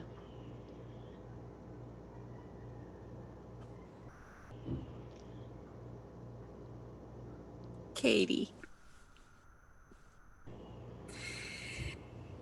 So happy that you decided to bring your question forward. On the earth plane, money is an energy that all us humans are dancing with. And the more we can remember that money is energy, it's part of the curriculum. And releasing our fear and tuning into the vibration, the energy vibration of money. If you can open up your heart to meditating on the energy and vibration of money, I feel that there can be some releasing of fear and transforming your relationship to it.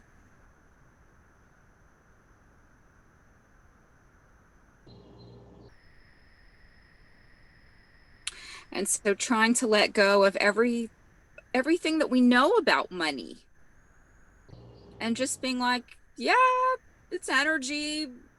All of my cells are energy. And let's just see what happens when I just mentally, I know emotionally it's hard, but at least mentally just say, okay, I'm going to let go of that fear and just see what happens in my heart when I relate to energy as to money as an energy and vibration.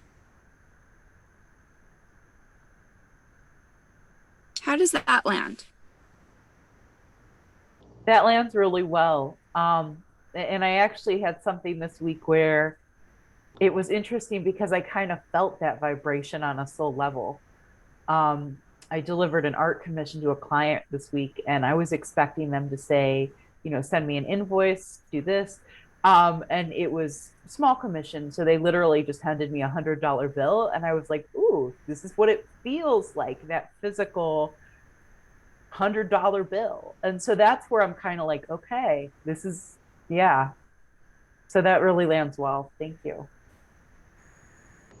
It also felt like a very clear channeling. Did it to you, Devorah? Like you really were in the groove. I have to admit that I feel like I started channeling this for Katie before she asked her question.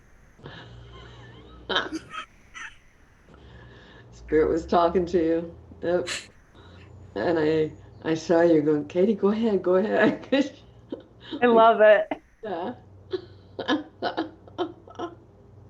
I was.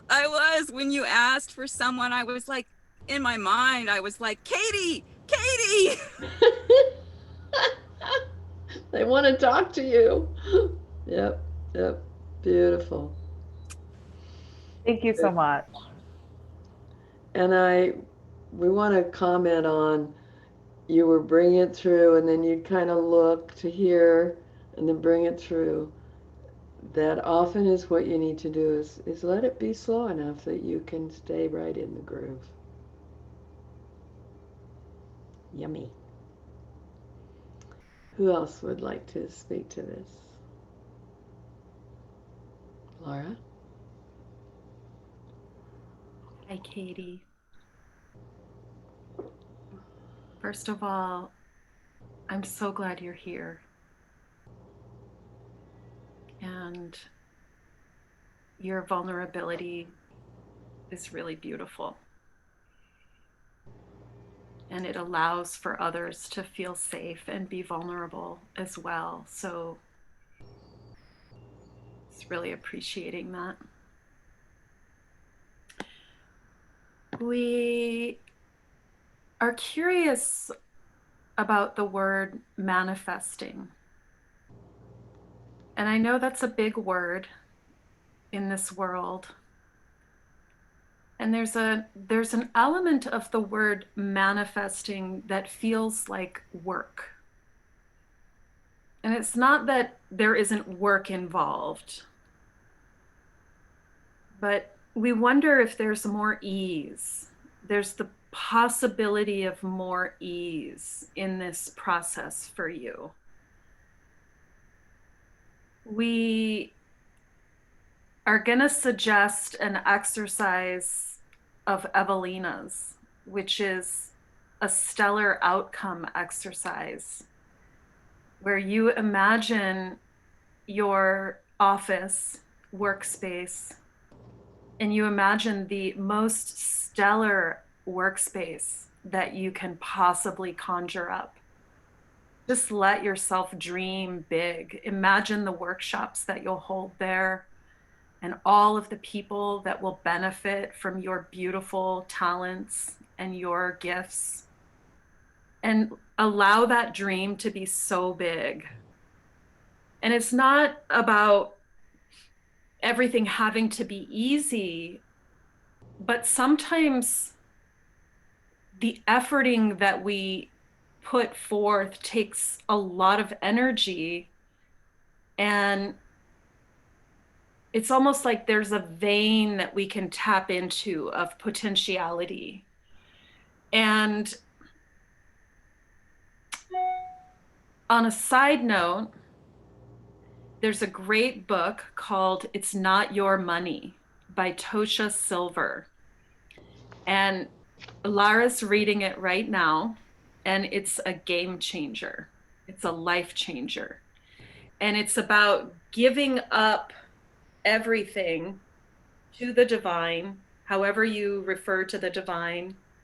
She uses the term God.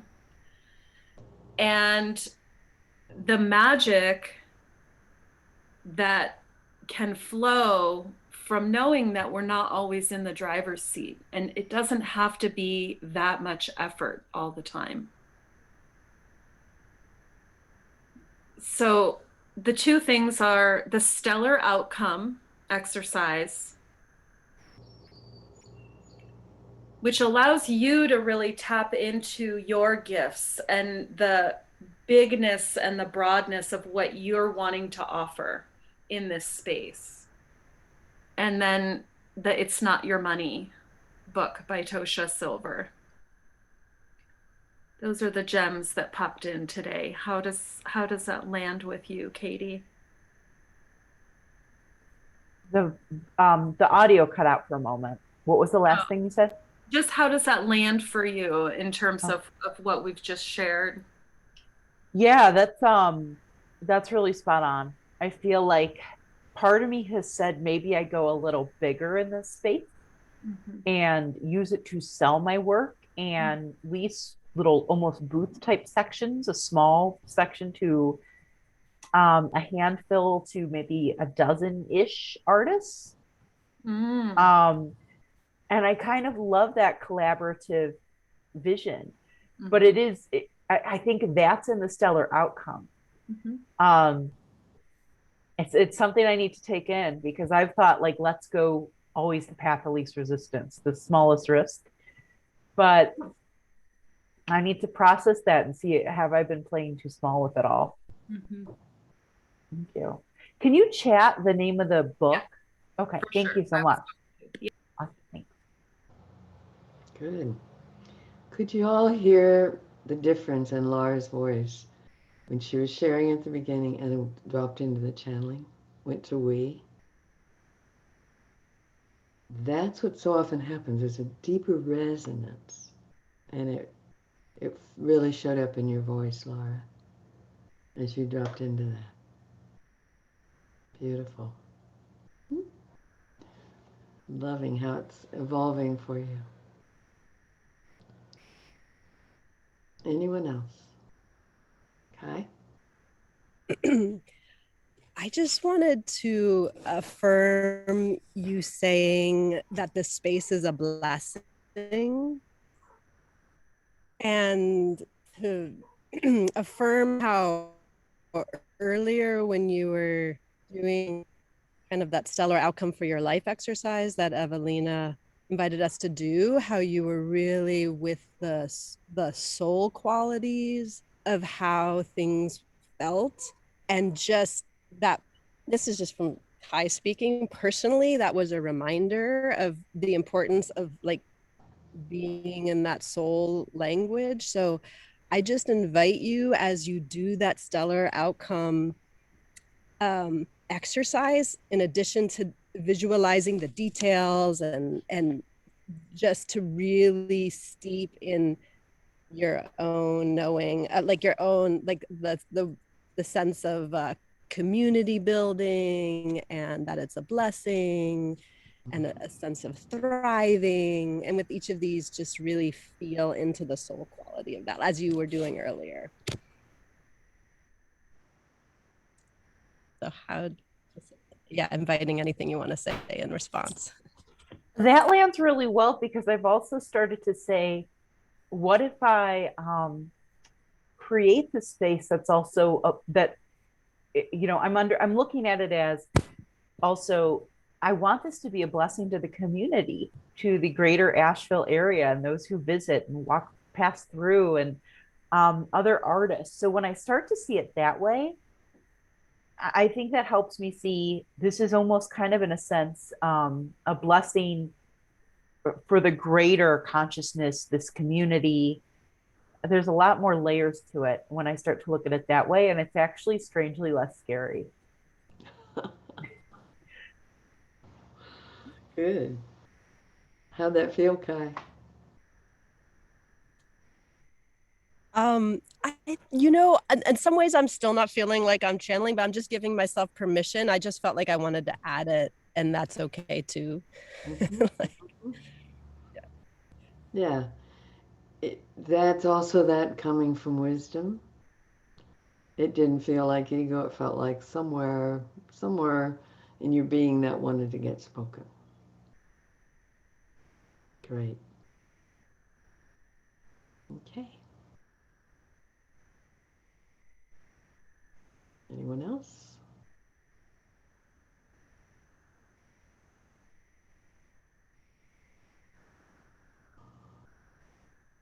The piece that occurred for us, Katie, when you said I've had these offices or sites before, and I'm afraid it's going to be like that. And we wanted to say, you're not that person. Account for all the growth from there to here. So it's not that person getting in place. This is you, current time, with the evolution you have now and the understanding you have now. So the outcome will be different because you're different. And you access guidance. Yeah.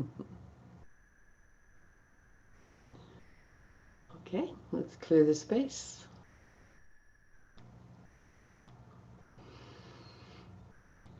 And who has the next inquiry?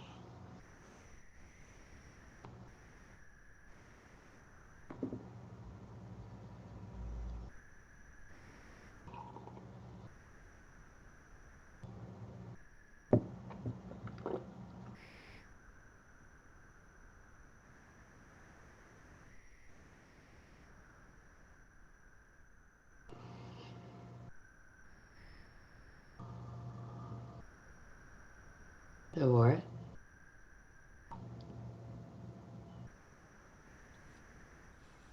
As I step into this new relationship with my 18-year-old niece, Kimmy, who has a lot of issues. She had a narcissistic mom. My cousin, her dad, was passive, was a good dad, loving, but he was abused as well by his wife. And when I spoke with Kimmy yesterday, after we got off the phone, I just kind of had this grief about, oh gosh, this is heavy. She's got a lot here. And it feels very karmic for me to be a mentor, a loving person, and to talk to her about boundaries and all these sorts of things. And I feel a little bit like, fuck, I'm out of my league here. Okay, now that I get she's had a multiple personality as a way to deal with this, and I'm just like, okay, this is... So I could just use some guidance about how I can best be of support to her and not take on what's not mine, and have a sense about how I can best support her. And I felt a little scared too. Like, this is heavy. I don't really know about this. And so that's basically my question. Just how can I be best of service to her and also stay sovereign in myself?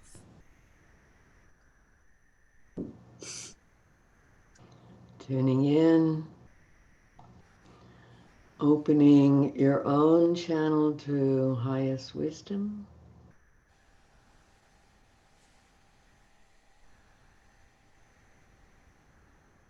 Inviting Spirit to speak through you.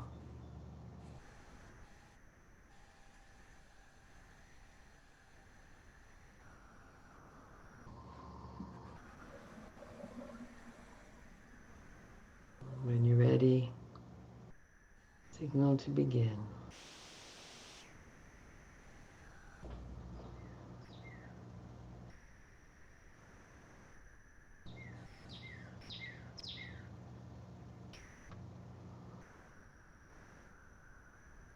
Katie?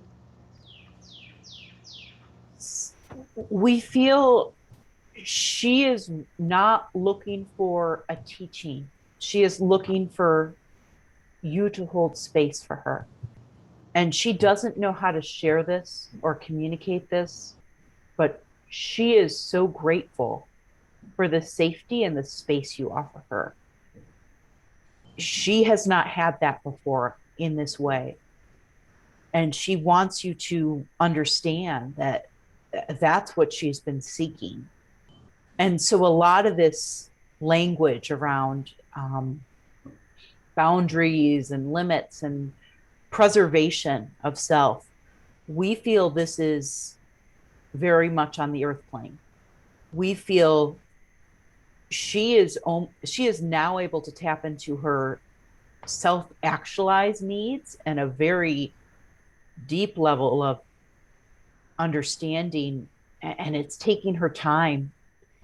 So this is not an overnight transformation. It took her years to really get to this point.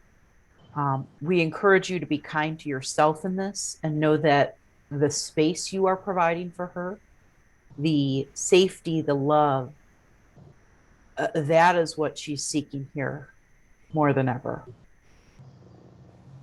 How did that land? Yeah, I think that's perfect. I mean, she's, you know, saying that she does want me to be a mentor to her.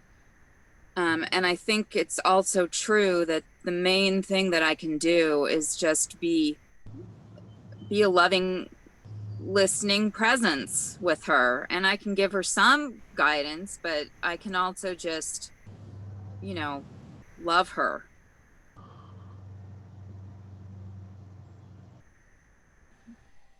Great. Yeah. Thank you. And how'd that feel to you, Katie? It felt good. I feel like it's so different to channel for the purpose of the message as opposed to who the message is coming through. Having worked as a medium, people that come to me usually are like, is this my mother? Describe her. And it's kind of just almost more soothing to just let the message out. Yeah. But it is a shift for me in that way. And I'm glad it landed. Felt like you were right in the groove. Good. Thank you. Who else? Laura? Devora, we feel that the answer lies in the question. How do I stay sovereign in myself and be there for her? That's the answer. And you have the tools to stay sovereign within yourself. Maybe that's a refreshed grounding cord when you meet with her, really putting some intentionality into holding your own space and holding those clear boundaries. And there's an image from a birth preparation book that's specifically for dads. And it's be the mountain. Let her be the river that flows around you and moves in and out of her emotional being. And you be the mountain, the solid rock mountain that has the wisdom and the experience and the grace having more lifetime than she's had here thus far in this lifetime. And really, it's about not fixing or being her therapist, because that's a really tall order, but about being a grounding, stable force, and maybe even being a little bit of a mirror for her and a reflector. And if you can keep it really simple, I think you'll find the ease in this role that you're embarking on with your niece. And I think it can be really fulfilling for both of you and rich. Yeah. How did that land? Oh, so good, Laura. Oh, so good. good. Yeah, so right on. Because of course, you know, the thing that I feel is so important for her is to learn how to have boundaries. And so I can just have boundaries on my own, you know, and that will be a good model because, you know, her dad's loving, but he has no boundaries. So that's okay for me to just kind of have that. And actually what's amazing is that I had like this week, like I said, it was an epic week for me. And one of the powerful images that came to mind for me was I was looking at this river and I saw that there was a stone in the water.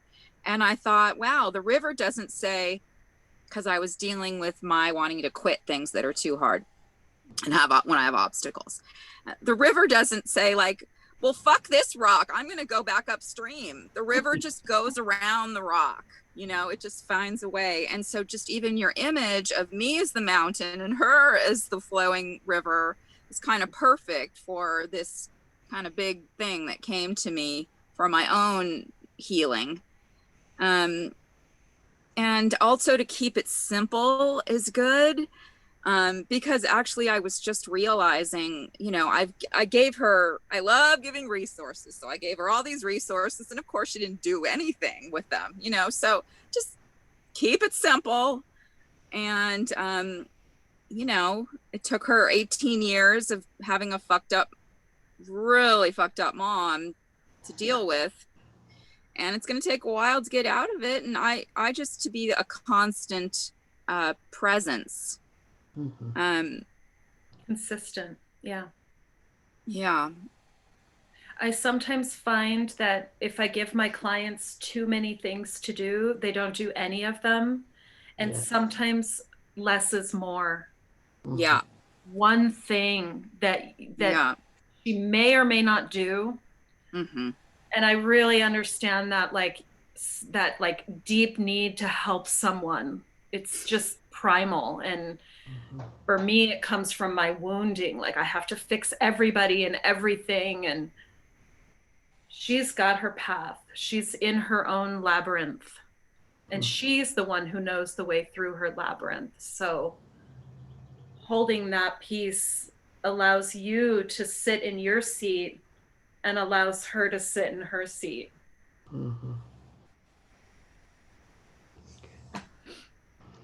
So many Perfect. Thank you. Thanks, so many Devora. of the words you channeled were what the council would have said. Oh, God, I love that. Yep. Very similar phrases. And just illustrating that you pulled from a book for dads. So, and it was right on and matched an experience of divorce. So it wasn't just, you know, ego trying to figure something out. It was, oh, that's really valuable. And it fit her imagery. Yeah, it just popped right in. And I could have gone, well, that's not really appropriate. That's for birth. But birth is everything. So anyway, I didn't question it. Yeah, thank you. Good. Yeah, thanks, Devora. Good inquiry. Next.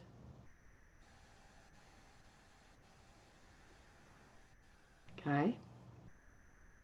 So Devora, I just felt called to share an exercise that was taught by Rudolf Steiner when there's students who are having trouble or whatnot. And so it's as you go to sleep, you bring up the image of your niece and you call on her angels, you call on her higher self, whatever language speaks to you, to commune with your higher self. And then through the dream space, let any wisdom percolate and come through, and then just trust in the morning that you'll be informed by that. And the prescription is to do that for three days in a row. So I just offered that when Laura spoke of the that your niece is going through her own labyrinth and she knows her way, just to remember that there can be that communion on that higher self to higher self level, that you can just resource in that. And the other thing, like when Laura began with that your last question was the answer, that also came to me, and I saw it as a bookend, that before you speak with her, you just speak to your intention of being supportive and loving, but sovereign in your own and not taking anything on. And then after you speak with her, you just simply, like, the power of intention is pretty much there, but you have other tools, grounding cords or clearing your energy, whatever you have, but just bookending with those two intentions will go a long way. So thank you. I'm so touched by this karmic resonance you feel with your niece and how both of you will be nourished by this. Yeah. I look forward to hearing more as the weeks go by. Thank you, Kai. Actually, I'm aware of that. I didn't connect it with Rudolf Steiner, but I learned about it actually, I guess, from Judith Orloff.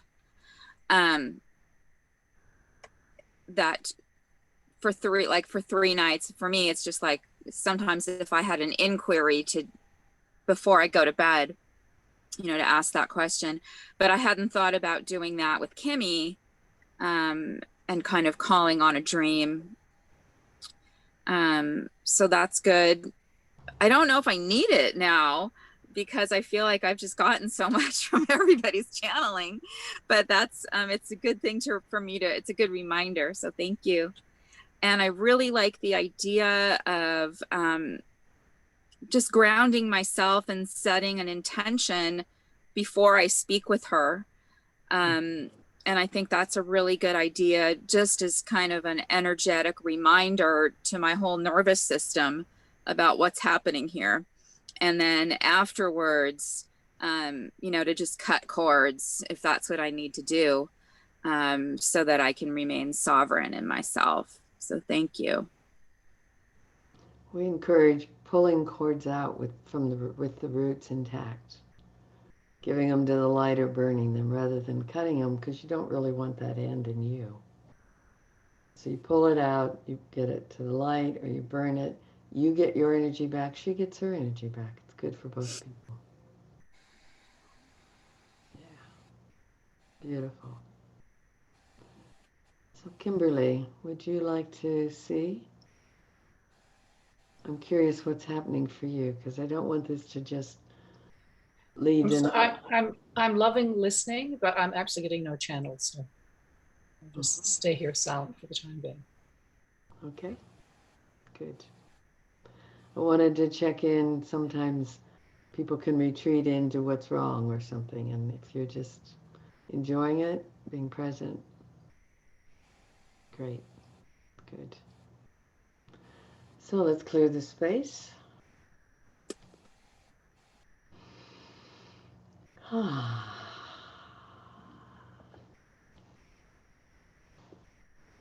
And next inquiry.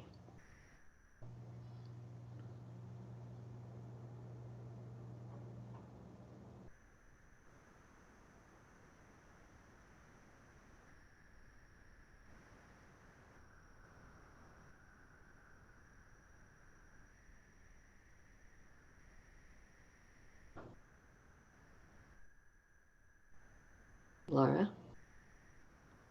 Okay. So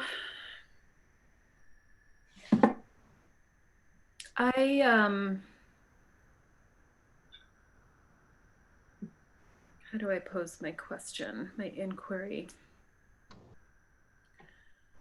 I have a long history of not trusting men. Pretty much every man I've ever dated has either lied to me, cheated on me, or both. And other things as well. I have abuse history and just have really felt let down by men. And so in my early 20s, I found women. I mean, not that I found women, but I started having relationships with women. And I'm just out, well, maybe it's been a couple years now, a year and a half. I'm out of a long relationship.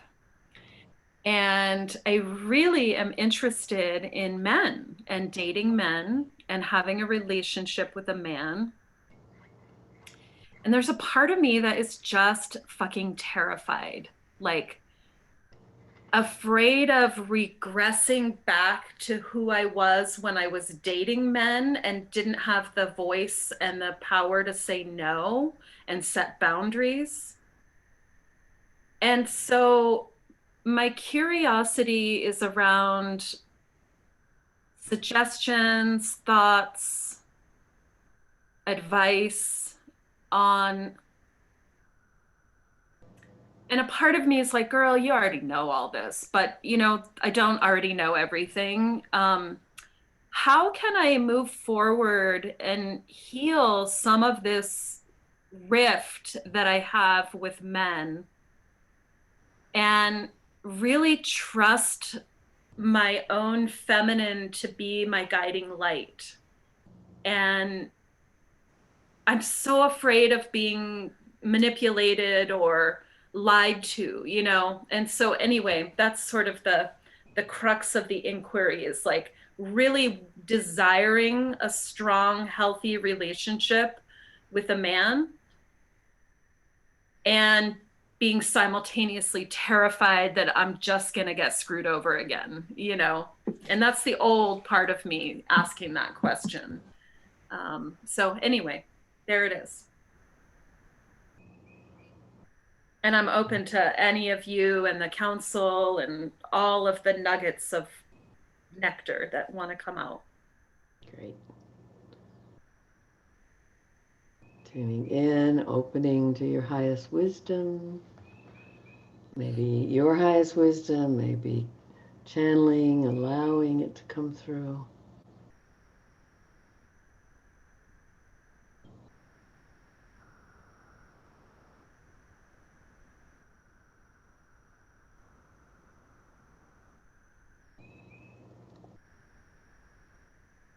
Giving yourself permission to speak.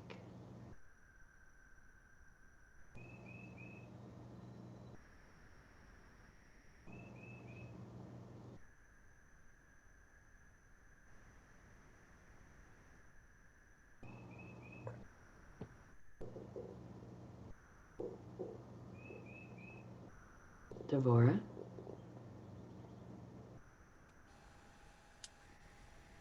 Dear Laura, the sense we get is that when you were younger and with men, it was harder for you to be honest yourself with them about your own authentic truth. And the more you are able to be honest with men now, the more you're going to be able to, and the more you are tuned into your own spiritual compass, intuitive voice, the more you're going to know whether this is a man that's going to be able to meet you in honesty and integrity, or whether that's not the kind of guy he is. There's not a calling in a bad kind of a man. It's not calling in this old energy. No. What there is your discernment process when you are getting to know a man, and trusting that you're going to be able to listen to those red and yellow flags in a way that you might not have been able to give yourself permission to do when you were younger.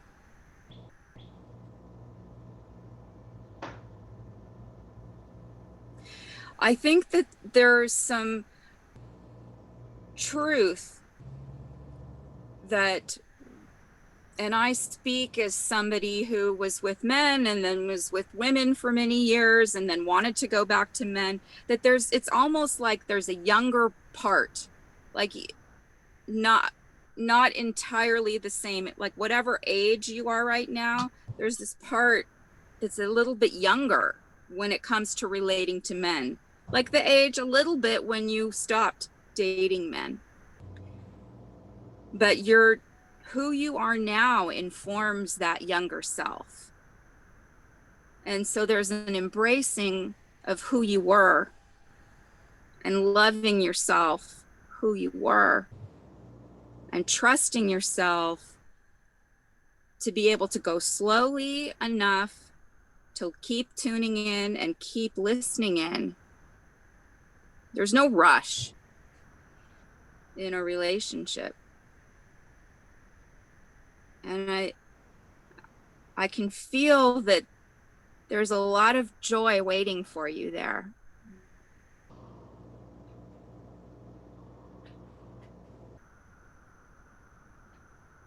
Yeah.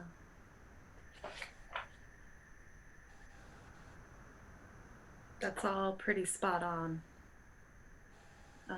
The not trusting myself, the not having, I wasn't tuned into my own compass in my early 20s and late 20s.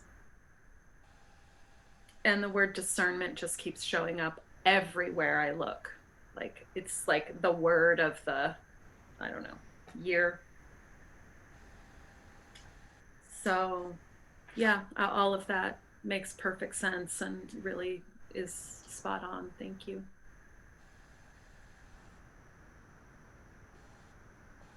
Good. Integration also is a word that's coming right now. Mm-hmm. Mm-hmm. Good. I feel you're stepping more into that flow, and even when you shared personally, then you also were bringing through these words. So it wasn't one or the other, it was more of a yes and. Does that feel true? Beautiful. Integration. So who else would like to speak? Let Spirit speak through you.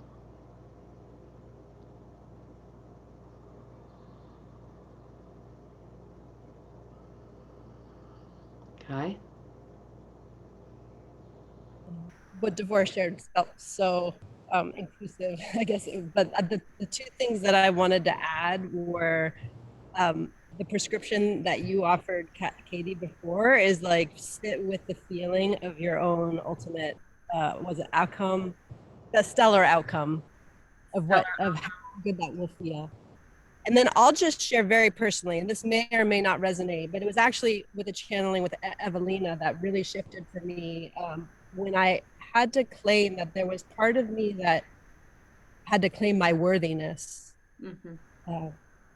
And I just sat in my knowing of how just intrinsic or my birthright was to be in the kind of loving, mutual, ecstatic relationship that I most wanted. And that was all I really did. It wasn't even that big. I didn't like necessarily root out old thoughts or whatever, because I know that they were there, though. There had been some sense of unworthiness, I think, that had been keeping me back. So that may or may not resonate, but just to share, yeah, how you are worthy of what you're most calling in, and may you revel in just sitting in that, and especially revel in actualizing it. Mm. Thank you, Kai. That's beautiful. I just wrote something about worthiness. Oh, what shifts would I need to allow in my psyche and in my thinking to, be my fully activated soul was I am worthy. So just, yeah, spot on. Thank you. And I will do the stellar outcome exercise. Yeah. Yeah.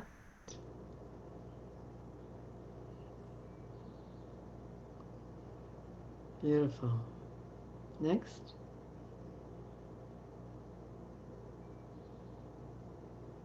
Katie? We want to thank you for bringing this vulnerability to us, Laura. And we want you to know that you're not only worthy, you're in a different stage in experiencing men.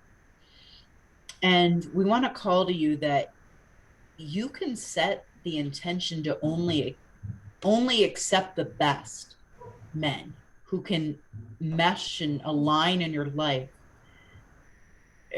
for your highest self. You have no reason to settle. There's only an energy of how can I expand in my relationships with men? How can this add to my life? What does this add to my life? And we want you to invite this into your life in a space of reframing this as how can I play and have fun in this part of my journey? We think you've done a lot of the work with boundaries and a lot of the work with these parameters. We want you to focus on the joy that's possible here. And we want you to just enjoy it with that stellar experience. Katie was just taking in earlier how you looked at things in such a tangible, lush, sensual way. Maybe we look at that stellar, we want you to look at the stellar experiences one step at a time. How could you savor that experience? What would that feel like? What would that look like? You don't have to rush to the full relationship. It's okay to take it gradually. We want to encourage you to look step by step. And how can you have fun with this at this time? How does that land? So good. I love all of what you just said, and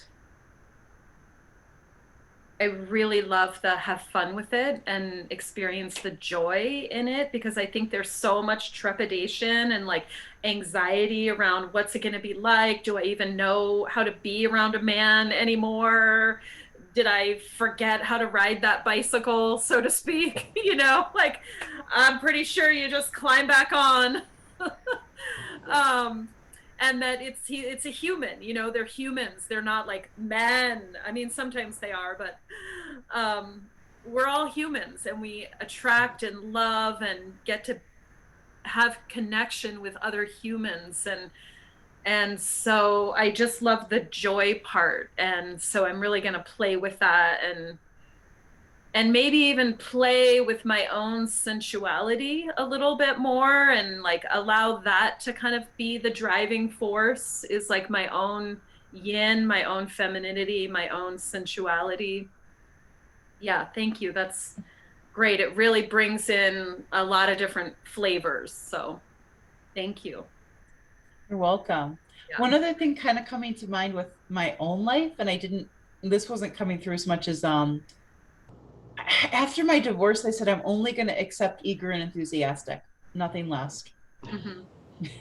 And so like I attracted the kind of man who, I would make an organic box of mac and cheese and he would be like, you are so amazing. You're so wonderful. And I'm like, this is the only energy I have time and space for. Perfect. I love it. Yes.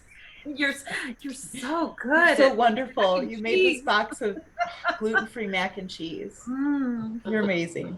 Oh, top chef. You are worthy of that energy. Oh, thank you. I love that. Great. Good.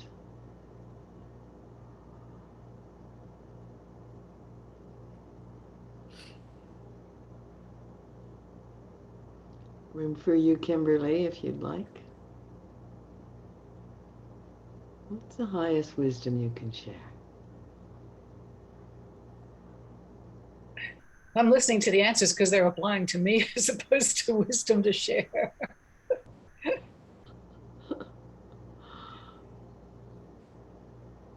It's been a long, long time between relationships. So been very, very pertinent answers. Good. Good. And you can take them personally. And we'd want to say, kind of like we said before, you're not the woman who had those relationships. And I'm going to say, Evalena, from my experience, after 20 years with women, I went back to men. Before, I wanted to find the man who would love me. After, I wanted to find the man I liked being loved by. Mm-hmm. Which one feels good to me? Which one meets my needs? Which one loves pleasing me? Because if what we say in Tantra is, if the man pleases the goddess in a woman, everyone gets their needs met. Mm-hmm. So I wanted to find the one that would please the goddess in the woman.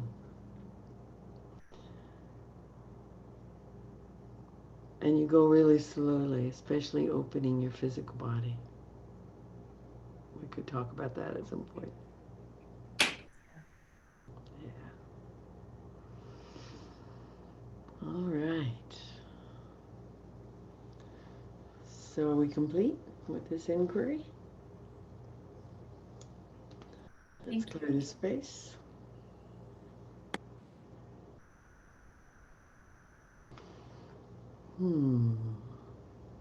So we have 17 minutes. I would love to use the last 8 or 10 minutes for sharing what's alive in you, what you've learned, what you're incorporating from our work today. So that gives us about 10 minutes for a brief inquiry and a couple people to channel if you'd like. Unless one of you has a question for the Council of 12.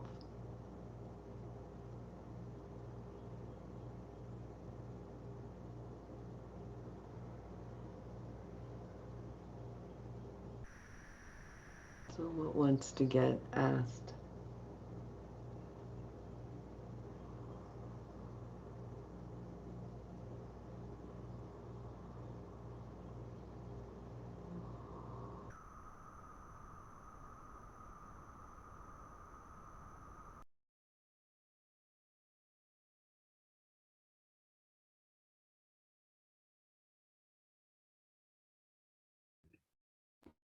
Okay. So this is in relation to the question I asked last week, but I think it's really from the filter of, as me as a mother. So it was interesting when I picked up my son the other day, he was just like, Mom, I really feel like I need a change of scenery. I'm bored with what are, he was just like, I need to move or something like that. And so I felt there was an opening for me to be like, wow, that's interesting you're saying that, because that's actually something I'm thinking about too. And I know I normally wouldn't have necessarily brought him into the mix until I was really clear, but I did, because, and so he was really, given the opening that I felt that he had expressed, he was very reactive around no, like I want to be with my teacher. I love my teacher. I want to be with, I kind of like, you can go, which was really kind of interesting that he said, you can go. I'll visit you. I'm like, no, we're together. We're a team. But I guess so. I think what I'm grappling with is like, how much do I co-create with my son? So he just turned 7. I don't think he hasn't had the experience of change at that level, and how there's grief, and I don't know. So whether it's any insight around, I don't know. So some of my inquiries like, okay, would it be better for him to steep in and deepen with this teacher for one more year, these kids for one more year, or is it better to kind of pluck him and replant him as a transplant sooner than later? I don't know. So it's just like kind of with that lens as a mother, and how much do you let your child co-create a choice that's big, and how much is that not his place at all? I don't know. And just wisdom in that process. So tuning in, recognizing you'll be brief in your responses. And what comes through.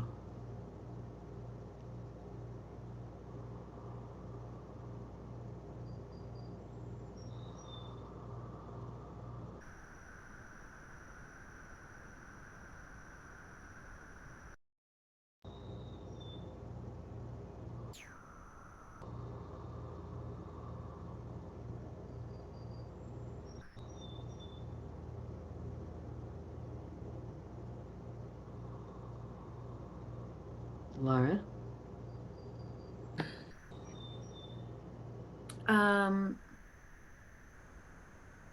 What first came through, Kai, was what's best for the mother is best for the child. And then we sort of questioned that. And I think it more circles around the concept that the health of the family is in the sort of the parental relationship. Like the family is only as healthy as those who are, the parents. And so, not that your child's health isn't and happiness isn't important. Of course, that's not what I'm saying.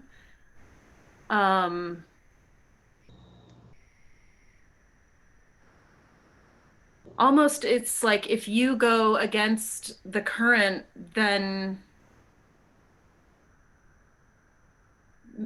if you go against the current of your own desire and rightness for him, does that create then, I'm trying to form it in the positive. When we go with the current of our own natural instinct and what's best for us, then we feel that all things flow. And so what is the health in your decision? And I would say not necessarily to discount his feelings and the co-creation, but ultimately you are the adult. Does that make sense? It's not coming as smoothly as I would love, but I'm trying to keep it brief, and it was just like snippets. So.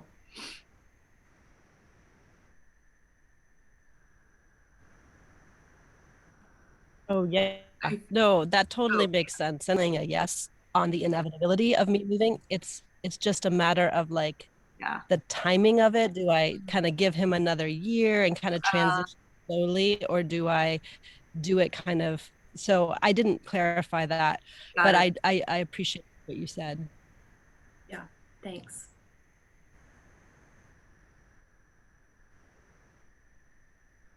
Anyone else? Devora?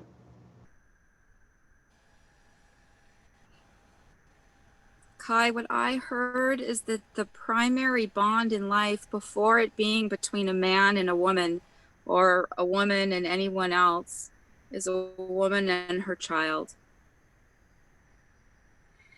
And what I see is the flow includes your son's energy, and the flow between you and your love interest and your son, they have to all come together. And when they all come together, that's when it feels good.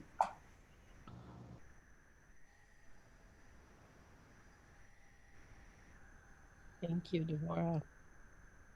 Because I like that image of just the flowing of and recognizing that there is a sense of creating a family, that it is a pluralistic thing that's happening.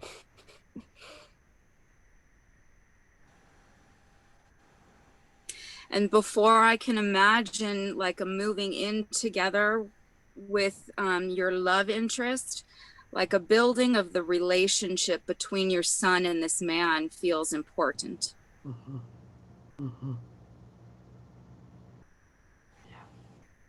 Yeah, that started, but it might make sense to have more time to unfold.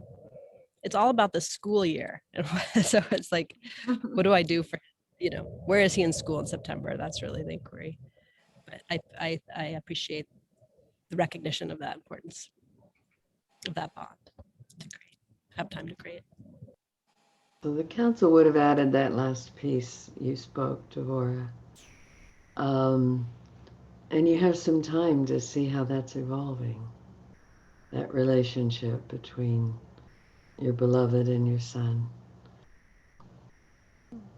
We feel a sense of letting the conversation take its course, of it's not being decided yet, you're considering it. Right now he's a no. Let him bring it up. As he gets to know this other person, it may work on him, but it's giving up everything he's known. Agreed. The final decision is the parent's decision. And we feel like you want to gather a little more information before you make that decision, both in how you're feeling in terms of the move and how your son is feeling. And your fully embracing it will help him find a way to embrace it.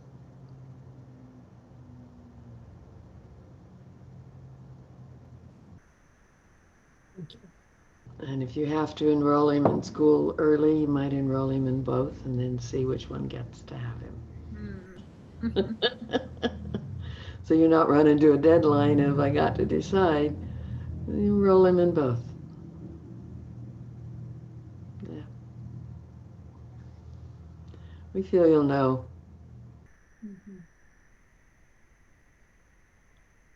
Yeah, we definitely have some trips planned actually, and some camping, and so there's going to be opportunities. It's going to get from that to a place where he feels an invitation from both of you rather than a dictate. An invitation he can accept, an invitation that feels like love calling him. Sweet. Yeah. Okay, let's clear this space.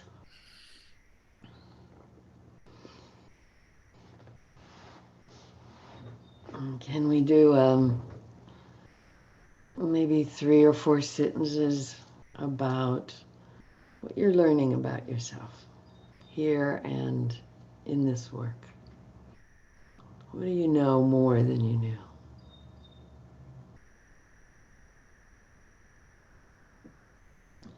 I want to go the order we did in the beginning. That's Right? neat. Right? That's you, Laura. Laura, Devorah, Kai, Kimberly, and Katie. That's the order. Laura. I think that I'm learning encyclopedias worth of information. And I am learning that I'm okay. I'm really okay. In fact, I'm better than okay. And that is an amazing feeling. Even in the hard times, there's a resilience that brings me back up, and it is around choice. That every single second of every day, I have choice. And that has been a monumental shift in everything for me. Like if I'm going down the rabbit hole, I have choice and that I'm on the right path. I really feel like I'm on the right path, despite the fear or all the other questions. Yeah, thank you. Let's do some Yes, please. sparkles. Yes, please.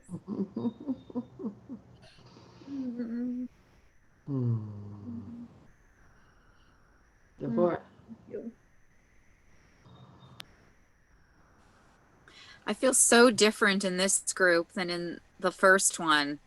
And I feel very connected to this group and very just the whole channeling, tuning into intuition. It's like, whoa, I just had some kind of a quantum leap. It's cool. So I love that. And I feel really great. I'm totally glad that woman just didn't show up today because I liked this group as it was. I felt good. So it all kind of worked out from my perspective. I don't know, Evalena, your finances, but I was glad for all of us. So thank you. Yay. Sparkles and love.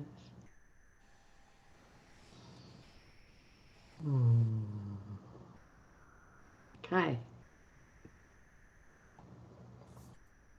Oh, well, I was pretty blown away by y'all's way. I'm really impressed. And I think it felt good for me just to like add my facet of, even though I don't necessarily yet feel like I'm channeling, but I am putting that intention out to just say what needs to be said or like add whatever can come through. But yeah, I think the piece around me bookending my day feels really like if I'm just going to hold that one intention this time instead of five and like, keep it simple and just and I think end my day with that distillation. So that was kind of guidance, I think, for me personally, like what's my next step in my spiritual journey. So yeah, I'm really grateful for this container. Thank you so much, Evalena, and thank each of every one of you. Beautiful. Sparkles and love.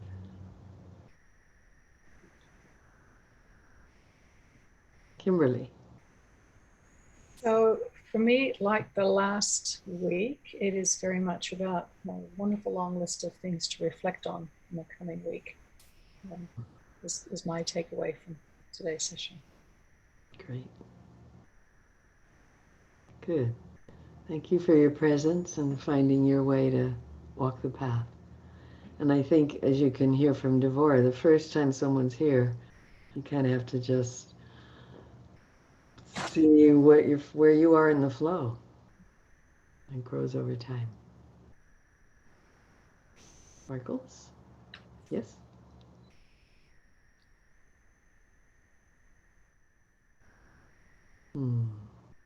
And Katie. I appreciate you all holding space. I have a lot to kind of take in.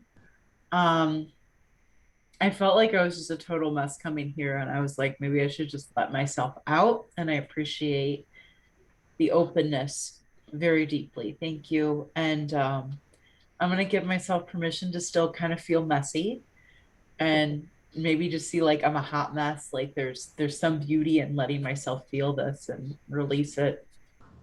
Thank you. Yeah, it's full moon. All right.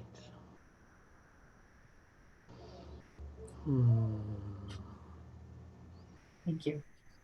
And I'd be happy to have you just direct your love at me for a minute.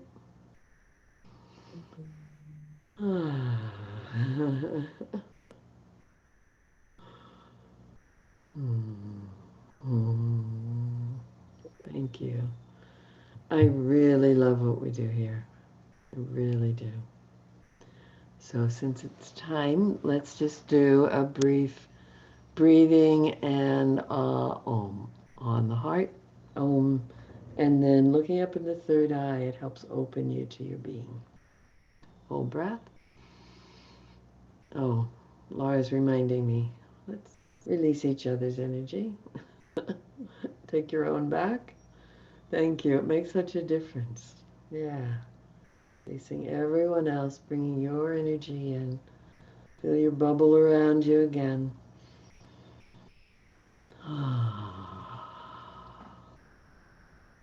Full breath in, all the way out.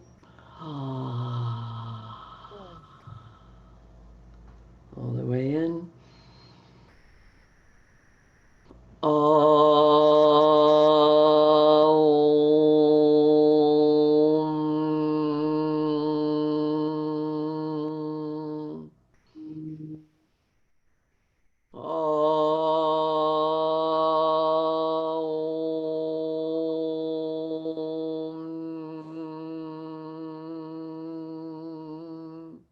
One more.